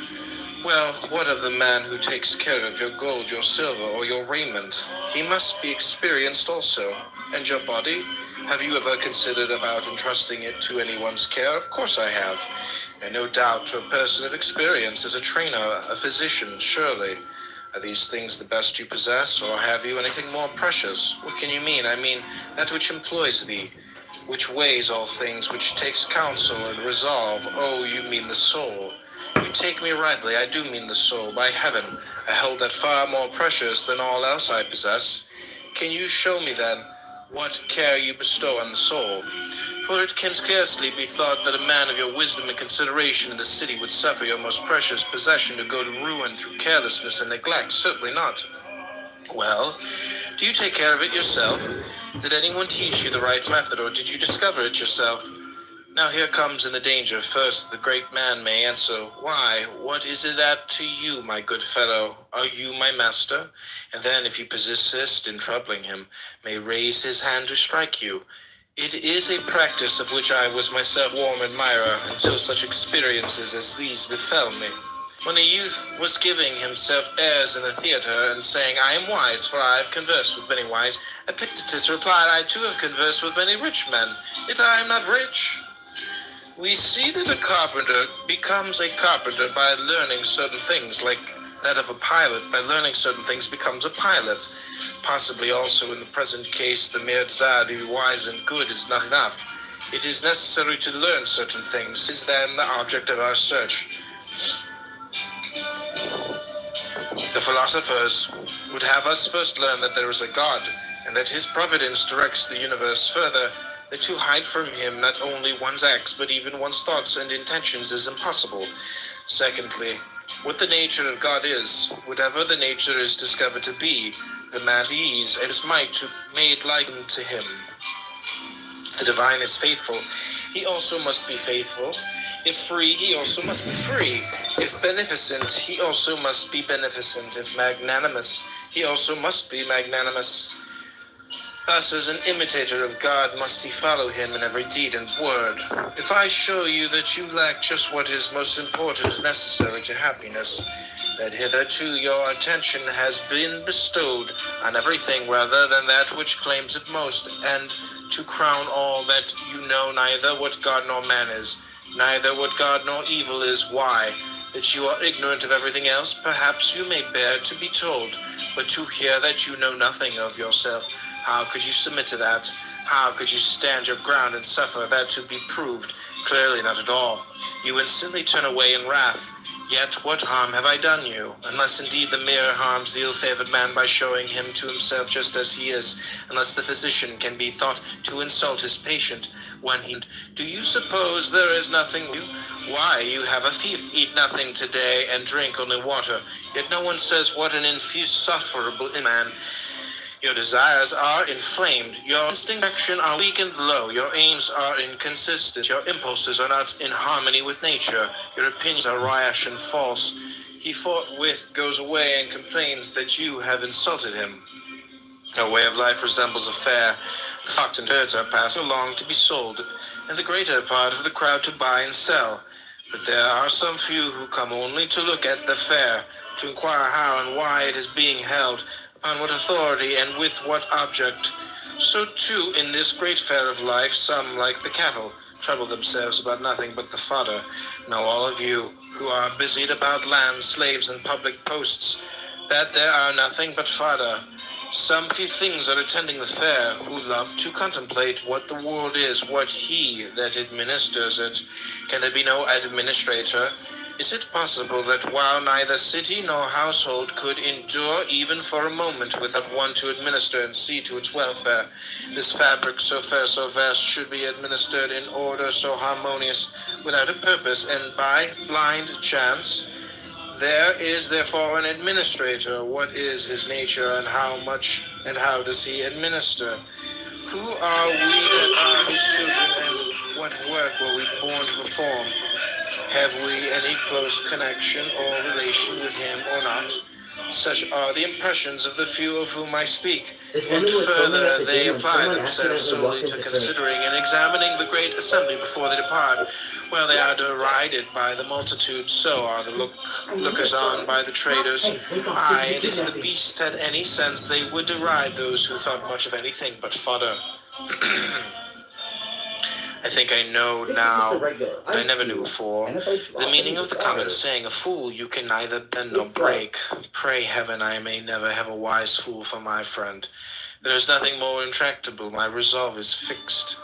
Why, so madmen say too, but the more firmly they believe in the delusions, the more they stand in need of treatment. Oh, when shall I see Athens and its Acropolis again? Miserable man, art thou not contented with the daily sights and meet thine eyes? Canst thou behold aught greater or nobler than the sun, moon, and stars? Than the outspread earth and sea? If indeed thou apprehendest him who administers the universe, if thou bearest him about within thee, canst thou still hanker after mere fragments of stone and a fine rock? When thou art about to bid farewell to the sun and moon itself, wilt thou sit down and cry like a child? Why, what didst thou hear?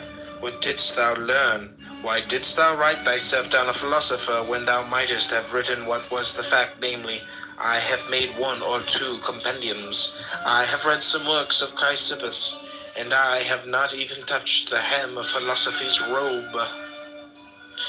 Friend, lay hold with a desperate grasp ere it is too late on freedom, on tranquility, on greatness of soul. Lift up thy thread, lift up thy head, as one escaped from slavery. Dare to look up to God and say, deal with me henceforth as thou wilt. Thou and I are of one mind. I am thine, I refuse nothing that seemeth good to thee. Lead on whither thou wilt, clothe me in what garb thou pleasest. Wilt thou have me a ruler or a subject, at home or in exile, poor or rich? All these things will I justify unto men for thee. I will show the true nature of each. Who would Hercules have been had he loitered at home? No Hercules, but Eurystheus. And in his wanderings through the world, how many friends and comrades did he find, but nothing dearer to him than God? Wherefore he was believed to be God's son, as indeed he was. So then, in obedience to him, he went about delivering the earth from injustice and lawlessness. But thou art not Hercules, thou sayest, and canst not deliver others from their iniquity, not even Theseus to deliver the soil of Attica from its monsters. Put away thine own, cast forth thence from thine own mind, not robbers and monsters, but fear, desire, envy, malignity, avarice, effeminacy, intemperance, and these may not be cast out except by looking to God alone, by fixing thy affections on him only, and by consecrating thyself to his commands. If thou choosest aught else with sighs and groans, thou wilt be forced to follow a might greater than thine own, ever seeking tranquility without, and never able to attain unto her, for thou seekest her where she is not to be found, and where she is, there thou seekest her not. If a man would pursue philosophy, his first task is to throw away conceit, for it is impossible for a man to begin to learn what he has a conceit that he already knows. For it is impossible for a man to begin to learn what he has a conceit, that he already knows. Give me but one young man that has come to the school with this intention, who stands forth a champion of this cause, and says, all else I renounce. Content if I am but able to pass my life free from hindrance and trouble, to raise my head aloft and face all things as a free man, to look up to heaven and as a friend of God fearing. Nothing that may come to pass. Point out such a one to me, that I may say, enter, young man, into possession of that which is thine own. For thy lot is to adorn philosophy. Thine are these possessions, thine these books, these discourses. And when our champion has duly exercised himself in this part of the subject, I hope he will come back to me and say, what I desired is to be free from passion and from perturbation, as one who grudges no pains in the pursuit of piety and philosophy. What I desire is to know my duty to the gods, my duty to my parents, to my brothers, to my country, to my strangers. Enter then on the second part of the subject. It is thine also, but I have already mastered the second part, only I wish to stand firm and unshaken, as firm when asleep as when awake, as firm when elated as with wine, as in despondency and dejection. Friend, you are verily a god, you cherish great designs. The question at stake, said Epictetus, is no common one. It is this, are we in our senses, or are we not? If you have given way to anger, be sure that over and above the evil involved therein, you have strengthened the habit and added fuel to the fire.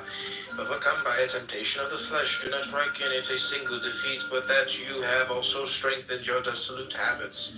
Habits and faculties are necessarily affected by the corresponding acts. Those that were not there before spring up, the rest gain in strength and extent. This is the account which philosophers give of the origin of diseases of the mind. Suppose you have once lusted after money. If reason sufficient to produce a sense of the evil be applied, then the lust is checked, and the mind at once regains its original authority. Whereas if you have recourse to no remedy, you can no longer look for this return. On the contrary, the next time it is excited by the corresponding object, the flame of desire leaps up more quickly than before. By frequent repetition, the mind in the long run becomes callous, and thus this mental disease produces confirmed avarice. One who has had fever, even when it has left him, is not in the same condition of health as before, unless indeed his cure is complete. Something of the same sort is true also of diseases of the mind. Behind there remains a legacy of traces and of blisters, and unless these are effectually erased, subsequent blows on the same spot will produce no longer mere blisters, but sores. If you do not wish to be prone to anger, do not feed the habit. Give it nothing which may tend to its increase. At first, keep quiet and count the days when you were not angry. You used to be angry every day, then every other day, next every 2, next every 3 days. And if you succeed in passing 30 days, sacrifice to the gods in thanksgiving. How then may this be attained? Resolve now, if never before, to prove thyself to thyself. Resolve to show thyself fair in God's sight. Long to be pure with thine own pure self and God. That is the true athlete that trains himself to resist such outward impressions as these. Stay, wretched man, suffer not thyself to be carried away.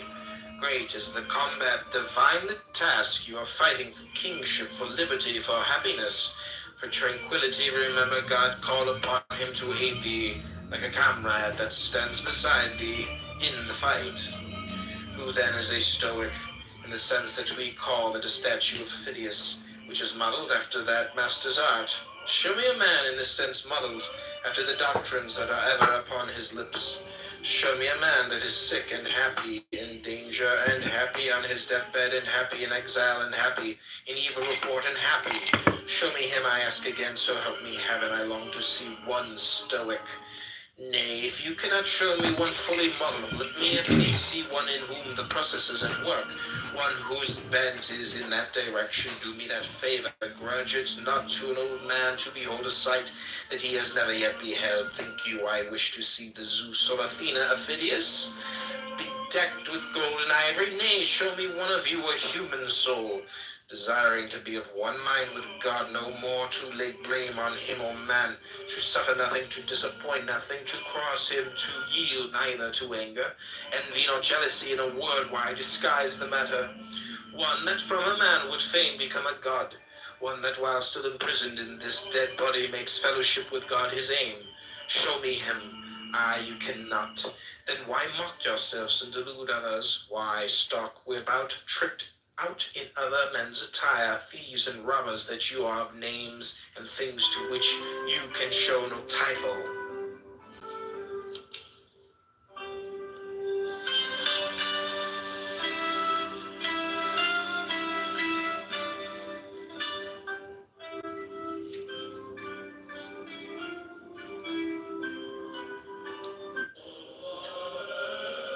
But God hath introduced man to be a spectator of himself and of his works, and not a spectator only, but also an interpreter of them.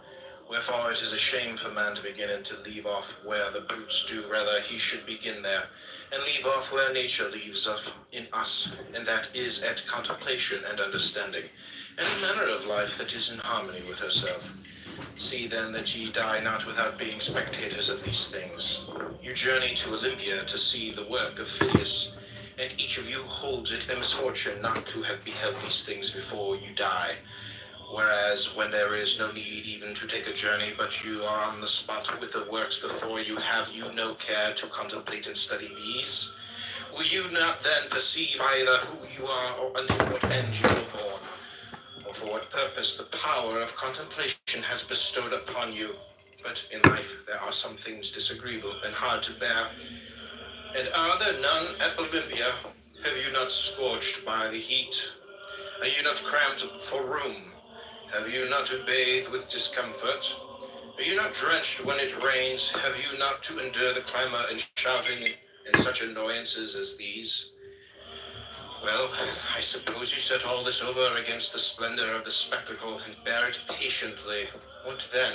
Have you not received powers wherewith to endure all that comes to pass? Have you not received greatness of heart, received courage, received fortitude? What care I if I am great of heart, for aught that can come to pass? What shall cast me down or disturb me? What shall seem painful? Shall I not use the power to end for which I received it, instead of moaning and wailing over what comes to pass?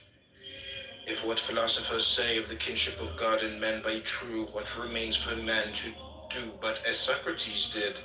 Never, when asked one's country, to answer, I am an Athenian or a Corinthian, but I am a citizen of the world. He that hath grasped the administration of the world, who hath learned that this community, which consists of God and men, is the foremost and mightiest and most comprehensive of all, that from God have descended the germs of life, not to my father only and father's father, but to all things that are born and grow upon the earth, and in an especial manner to those endowed with reason, for those only are by their nature fitted to hold communion with God, being by means of reason conjoined with him. Why should not such an one call himself a citizen of the world? Why not a son of God? Why should he fear aught that comes to pass among men? Shall kinship with Caesar or any other of the great at Rome be enough to hedge men around with safety and consideration, without a thought of apprehension, while to have God for our Maker, and Father the kinsman, shall not this set us free from sorrows and fears? I do not think that an old fellow like me need have been sitting here to try and prevent your entertaining abject notions of yourselves, and talking of yourselves in an abject and ignoble way, but to prevent there being by chance among you any such young men as, after recognizing their kindred to the gods, and the bondage in these chains of the body and its manifold necessities, should desire to cast them off as burdens too grievous to be borne, and depart to their true kindred. This is the struggle in which your master and teacher, were he worthy of a name, should be engaged. You would come to me and say, Epictetus, we can no longer endure being chained to this wretched body, giving it food and drink and rest and purification, aye, and for its sakes forced to be subservient to this man and that. Are not these things indifferent and nothing to us? Is it not true that death is no evil? Are we not in a manner kinsmen of the gods, and have we not come from them? Let us depart thither whence we came. Let us be freed from these chains that confine and press us down. Here are thieves and robbers and tribunals, and they that are called tyrants, who deem that they have after a fashion power over us, because of the miserable body and what pertains to it. Let us show them that they have power over none. And to this I reply, friends, wait for God. When he gives the signal and releases you from this service, then depart to him. But for the present endure to dwell in the place wherein he hath assigned you your post. Short indeed is the time of your habitation therein, and easy to those that are thus minded.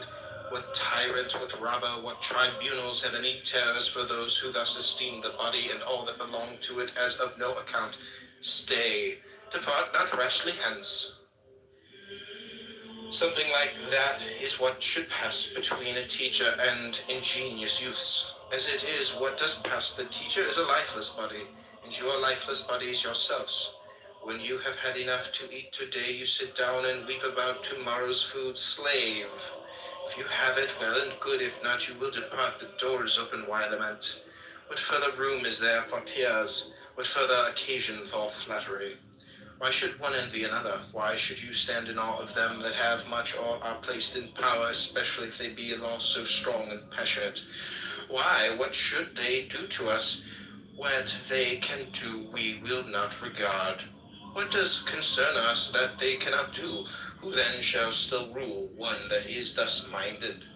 Seeing this then, and noting well the faculties which you have, you should say, send now, O God, any trial that thou wilt, although I have means and powers given me by thee to acquit myself with honor through whatever comes to pass. No, but there you sit trembling for fear certain things should come to pass, and moaning and groaning and lamenting over what does come to pass, and then you upbraid the gods. Such meanness of spirit can have but one result, impiety. Yet God has not only given us these faculties by means of which we may bear everything that comes to pass without being crushed or oppressed thereby, but like a good king and father, he has given us this without let or hindrance, placed wholly at our own disposition without reserving to himself any power of impediment or restraint. Though possessing all these things free and all your own, you do not use them.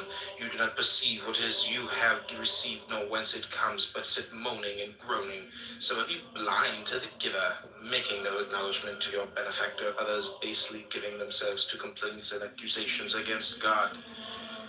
Yet what faculties and powers you possess for attaining courage and greatness of heart, I can easily show you what you have for upbraiding and accusation. It is for you to show me. How did Socrates bear himself in this regard? How else then as became one who was fully assured that he was the kinsman of the gods?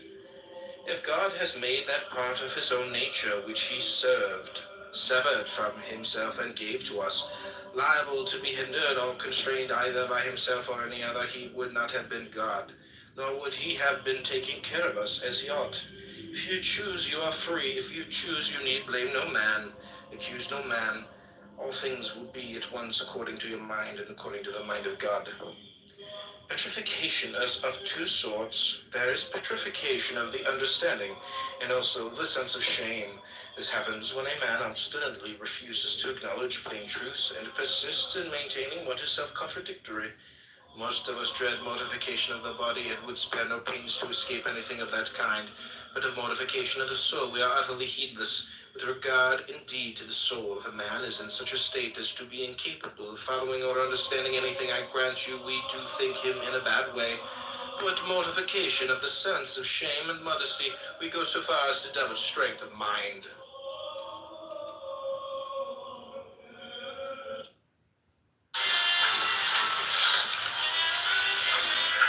Get a quote at lemonade.com. Stinky pits and feet? Well, I'm a board certified dermatologist and I've got the fix with Native's new whole body deodorant. Imagine 72-hour odor protection. I'm talking head to toe freshness. Yes, even those privates and feet. If you've assumed a character beyond your strength, you have played a poor figure in that, and neglected one that is within your powers.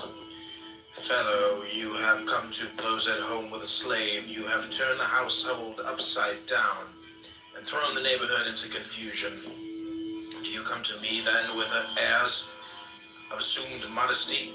Do you sit down like a sage and criticize my explanation of the readings, and whatever idle babble you say has come into my head? Have you come full of envy and dejected because nothing is sent you from home, and while the discussion is going on, do you sit brooding on nothing but how your father or your brother are disposed towards you? What are they saying about me here? About me there? At this moment they imagine I am making progress and saying he will return perfectly omniscient. I wish I could become omniscient before I return, but that would be very troublesome. No one sends me anything. The baths at Nicopolis are dirty. Things are wretched at home and wretched here. Then they say nobody is any the better for the school. Who comes to the school with a sincere wish to learn, to submit his principles to correction and himself to treatment? Who to gain a sense of his wants? Why then be surprised if you carry home from the school exactly what you bring into it? Epictetus, I have often come desiring to hear you speak, and you have never given me any answer. Now, if possible, I entreat you, say something to me. Is there, do you think, replied Epictetus, an art of speaking as of other things?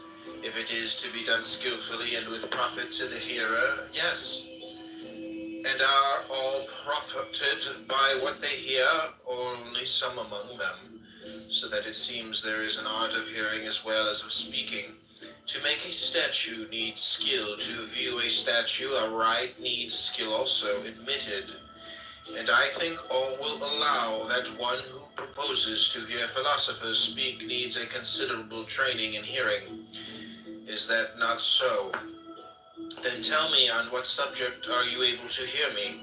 Why on good and evil? The good and evil of what? A horse, an ox? No, of a man. Do we know then what man is? What his nature is? That is the idea we have of him. And are our ears practiced in any degree on the subject? Nay, do you understand what nature is? Can you follow me in any degree when I say that I shall have to use demonstration? Do you understand what demonstration is? What true or false is? Must I drive you to philosophy? Show me what good I am to do by discoursing with you. Rouse my desire to do so. The sight of the pasture it loves stirs in the sheep the desire to feed. Show the stone or a bit of bread and it remains unmoved. Thus we must also have certain natural desires, and one that moves us to speak when we find a listener that is worth his salt, one that himself stirs the spirit.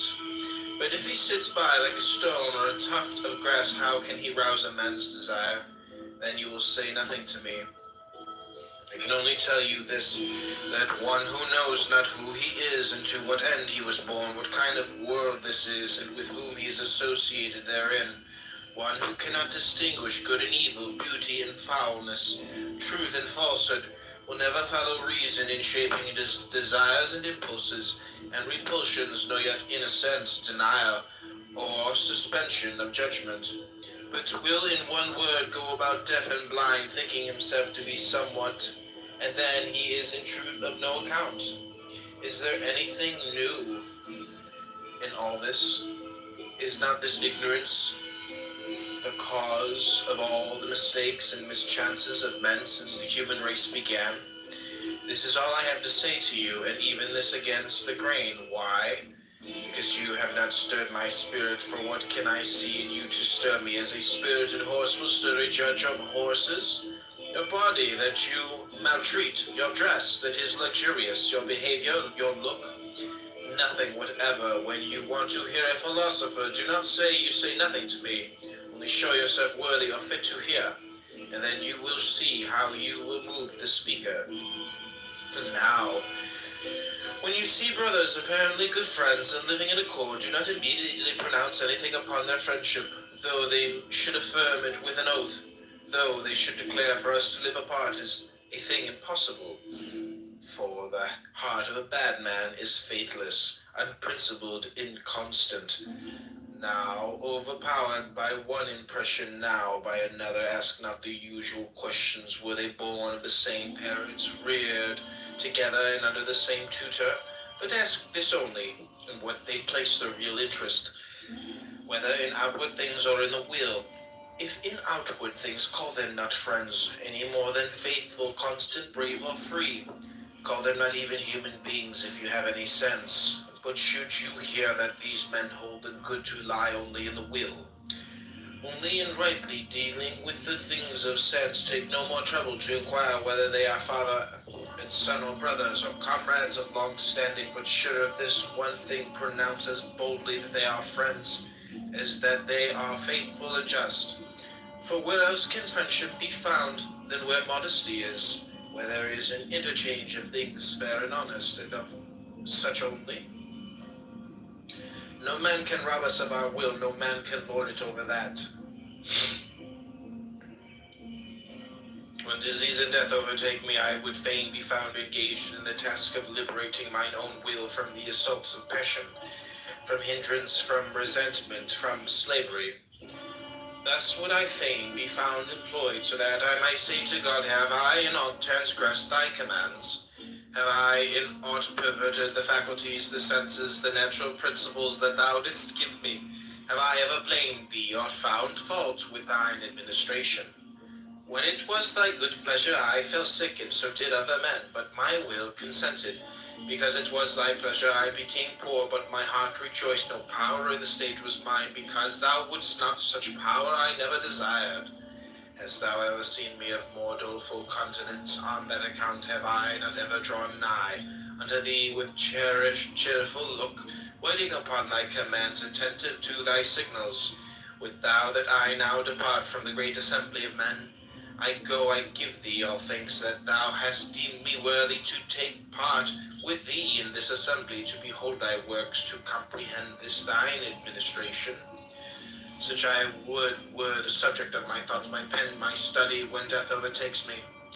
Seemeth it nothing to you, never to accuse, never to blame either good or man, to wear ever the same countenance in going forth as in coming in? This was the secret of Socrates, yet he never said that he knew or taught anything. Who amongst you makes this his aim?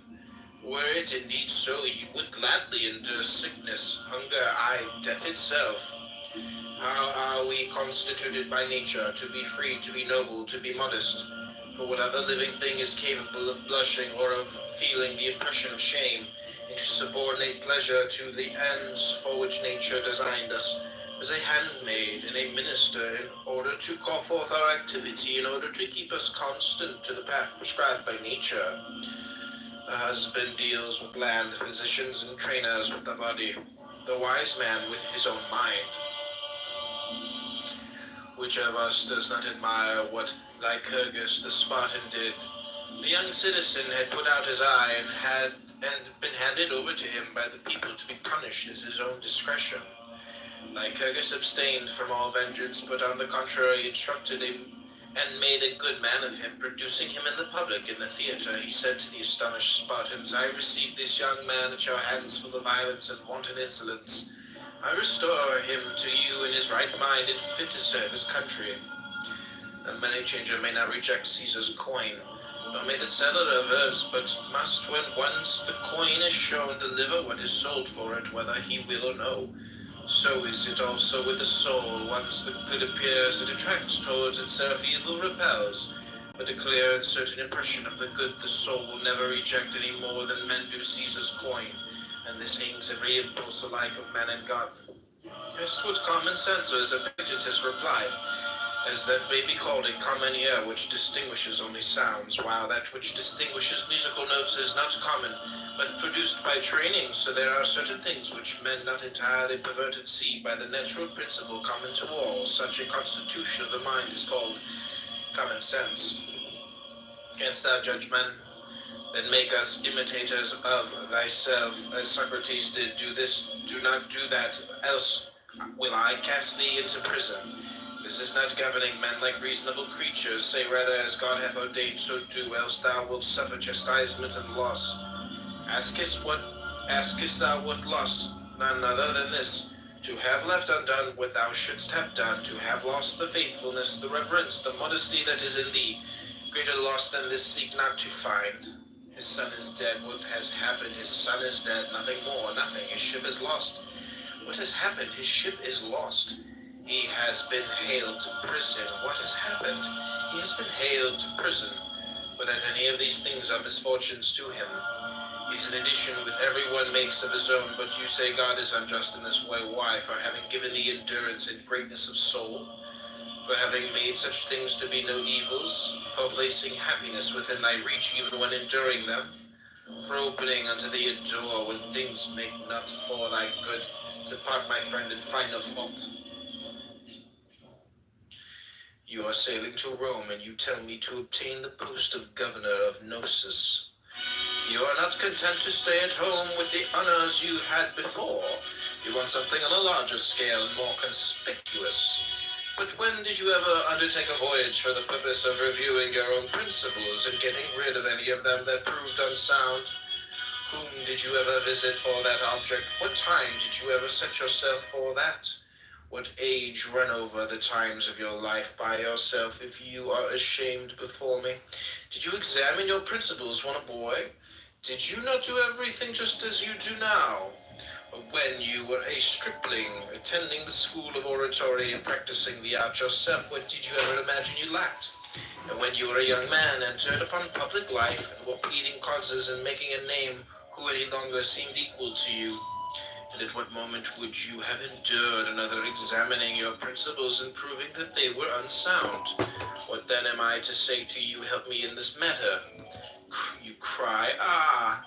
For that I have no rule, and neither did you, if that was your object. Come to me as a philosopher, but as you might have gone to an herb saddler or a cobbler. What do philosophers have rules for then? Why, that whatever may betide, our ruling faculty may be as nature would have it, and so remain. Think you this a small matter? Not so, but the greatest thing there is. Well, does it need but a short time? Can it be grasped by a passer-by? Grasp it, if you can. Then you will say, yes, I met Epictetus. I, just as you might a statue or a monument, you saw me. That is all.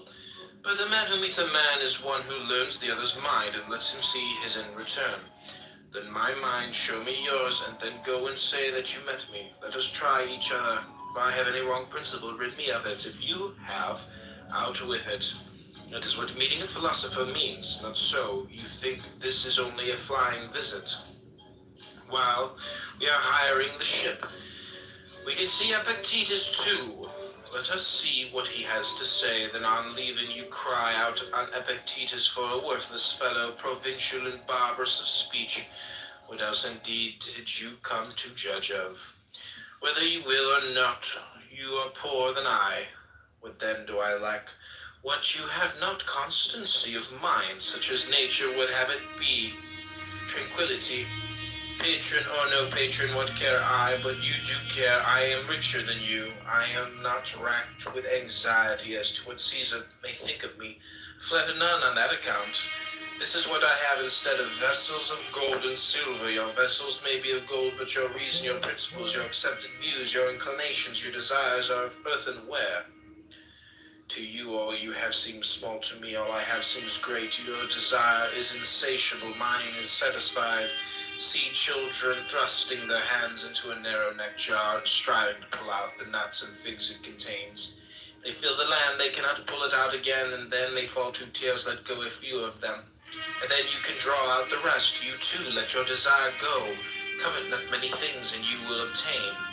Pittacus, wronged by one whom he had it in his power to punish, let him go free, saying, forgiveness is better than revenge. The one shows native gentleness, the other savagery. My brother ought not to have treated me thus, true, but he must see to that. However he may treat me, I must deal rightly by him. This is what lies with me, what none can hinder.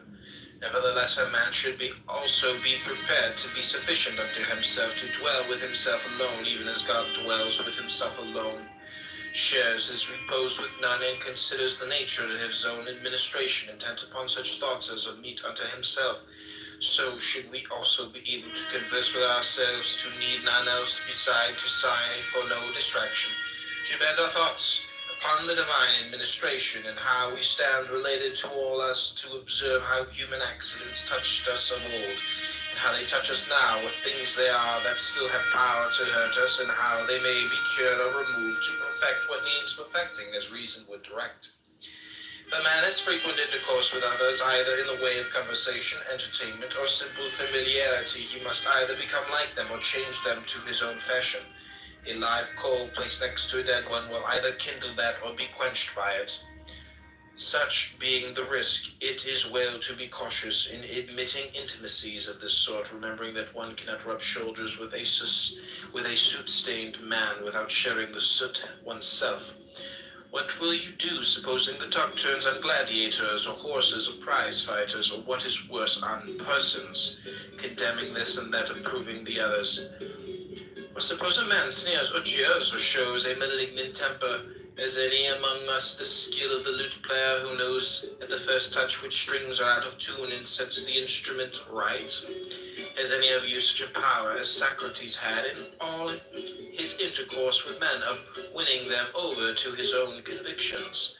Nay, but you must needs be swayed hither and thither by the uninstructed. How comes it then that they prove so much stronger than you? Because they speak from the fullness of the heart. Their low, corrupt views are their real convictions, whereas your fine sentiments are but from the lips outwards. That is why they are so nerveless and dead. It turns one's stomach to listen to your exaltations and hear of your miserable virtue, that you prate up and down. Thus it is that the vulgar prove too strong for you. Everywhere strength, everywhere victory waits your conviction. In general, any methods of discipline applied to the body which tend to modify its desires or repulsions are good for ascetic ends, but if done for display, they betray at once a man who keeps an eye on an outward show, who has an ulterior purpose and is looking for spectators to shout, "Oh, what a great man!" This is why Apollonius so well said, if you are bent upon a little private discipline, wait till you are choking with heat some day, and take a mouthful of cold water and spit it out again and tell no man. Study how to give as one that is sick, that thou mayest hereafter give as one that is whole. Fast, drink water, only abstain altogether from desire, that thou mayest hereafter conform the desire to reason. Thou wouldst do good unto men, then show them by thine own example what kind of men philosophy can make, and cease from foolish trifling. Eating, do good to them that eat with thee. Drinking, to them that drink with thee. Yield unto all, give way, and bear with them. Thus shalt thou do them good, but vent not upon them thine own evil humor. Even as bad actors cannot sing alone, but only in chorus, so some cannot walk alone. Man, if thou art aught, strive to walk alone, and hold converse with thyself, instead of skulking in the chorus. At length think, look around thee, bestir thyself, that thou mayest know thou art. You would fain be victor at the Olympic Games, you say. Yes, but weigh the conditions, weigh the consequences then, and then only lay to your hand. If it be for your profit, you must live by rules, submit to diet, abstain from dainty meats, exercise your body perforce in stated hours. In heat or in cold, drink no cold water, nor it may be wine. In a word, you must surrender yourself wholly to your trainer, as though to a physician. Then in the hour of contest, you will have to delve the ground. It may chance dislocate an arm, sprain an ankle, go down abundance of yellow sand. Be scourged with the whip, and with all this sometimes lose the victory. Count the cost, and then, if your desire still holds, try the wrestler's life. Just let me tell you that you will be behaving like a pack of children, playing now at wrestlers, now at gladiators, presently falling to trumpeting and anon to stage playing. And the fancy takes them for what they have seen. And you are even the same, wrestler, gladiator, philosopher, orator, all by turns, and none of them with your whole soul. Like an ape, you mimic what you see, to one thing constant, never. The thing that is familiar charms no more. This is because you never undertook aught with due consideration, nor after strictly testing and viewing it from every side. No, your choice was thoughtless. The glow of your desire had waxed cold. Friend, bethink you first what it is that you would do, and then what your own nature is able to bear. Would you be a wrestler? Consider your shoulders, your thighs, your loins. Not all men are formed to the same end. Think you to be a philosopher while acting as you do? Think you can go on thus eating, thus drinking, giving way in like manner to wrath and to displeasure? Nay, you must watch, you must labor, overcome certain desires. Quit your familiar friends, submit to be despised by your slave, to be held in derision by them that meet you, to take the lower place in all things, in office and positions of authority in courts of law. Weigh these things fully, and then, if you will, lay to your hand, if as the price of these things you would gain freedom, tranquility, and passionless serenity. He that hath no musical instruction is a child in music. He that hath no letters is a child in learning. He that is untaught is a child in life. Can any profit be derived from these men? Aye, from all. What, even from a reveler? Why, tell me what profit a wrestler gains from him who exercises him beforehand. The very greatest he trains me in the practice of endurance, of controlling my temper, of gentle ways, you deny it. What, the man who lays hold of my neck and disciplines loins and shoulders does me good, while he that trains me to keep my temper does me none? This is what it means, that knowing how to gain advantage from men is my neighbor bad. Bad to himself, but good to me. He brings my good temper, my gentleness into play. Is my father bad? Bad to himself, but good to me. This is the rod of Hermes. Touch what you will with it, they say, and it becomes gold. Nay, but bring what you will, and I will transmute it into good. Bring sickness, bring death, bring poverty, and reproach, bring trial for life. All these things through the rod of Hermes shall be turned to profit. Till then, these sound opinions have taken firm root in you, and you have gained a measure of strength for your security. I counsel you to be cautious in associating with the uninstructed, else whatever impressions you receive upon the tablets of your mind in the school will day by day melt and disappear.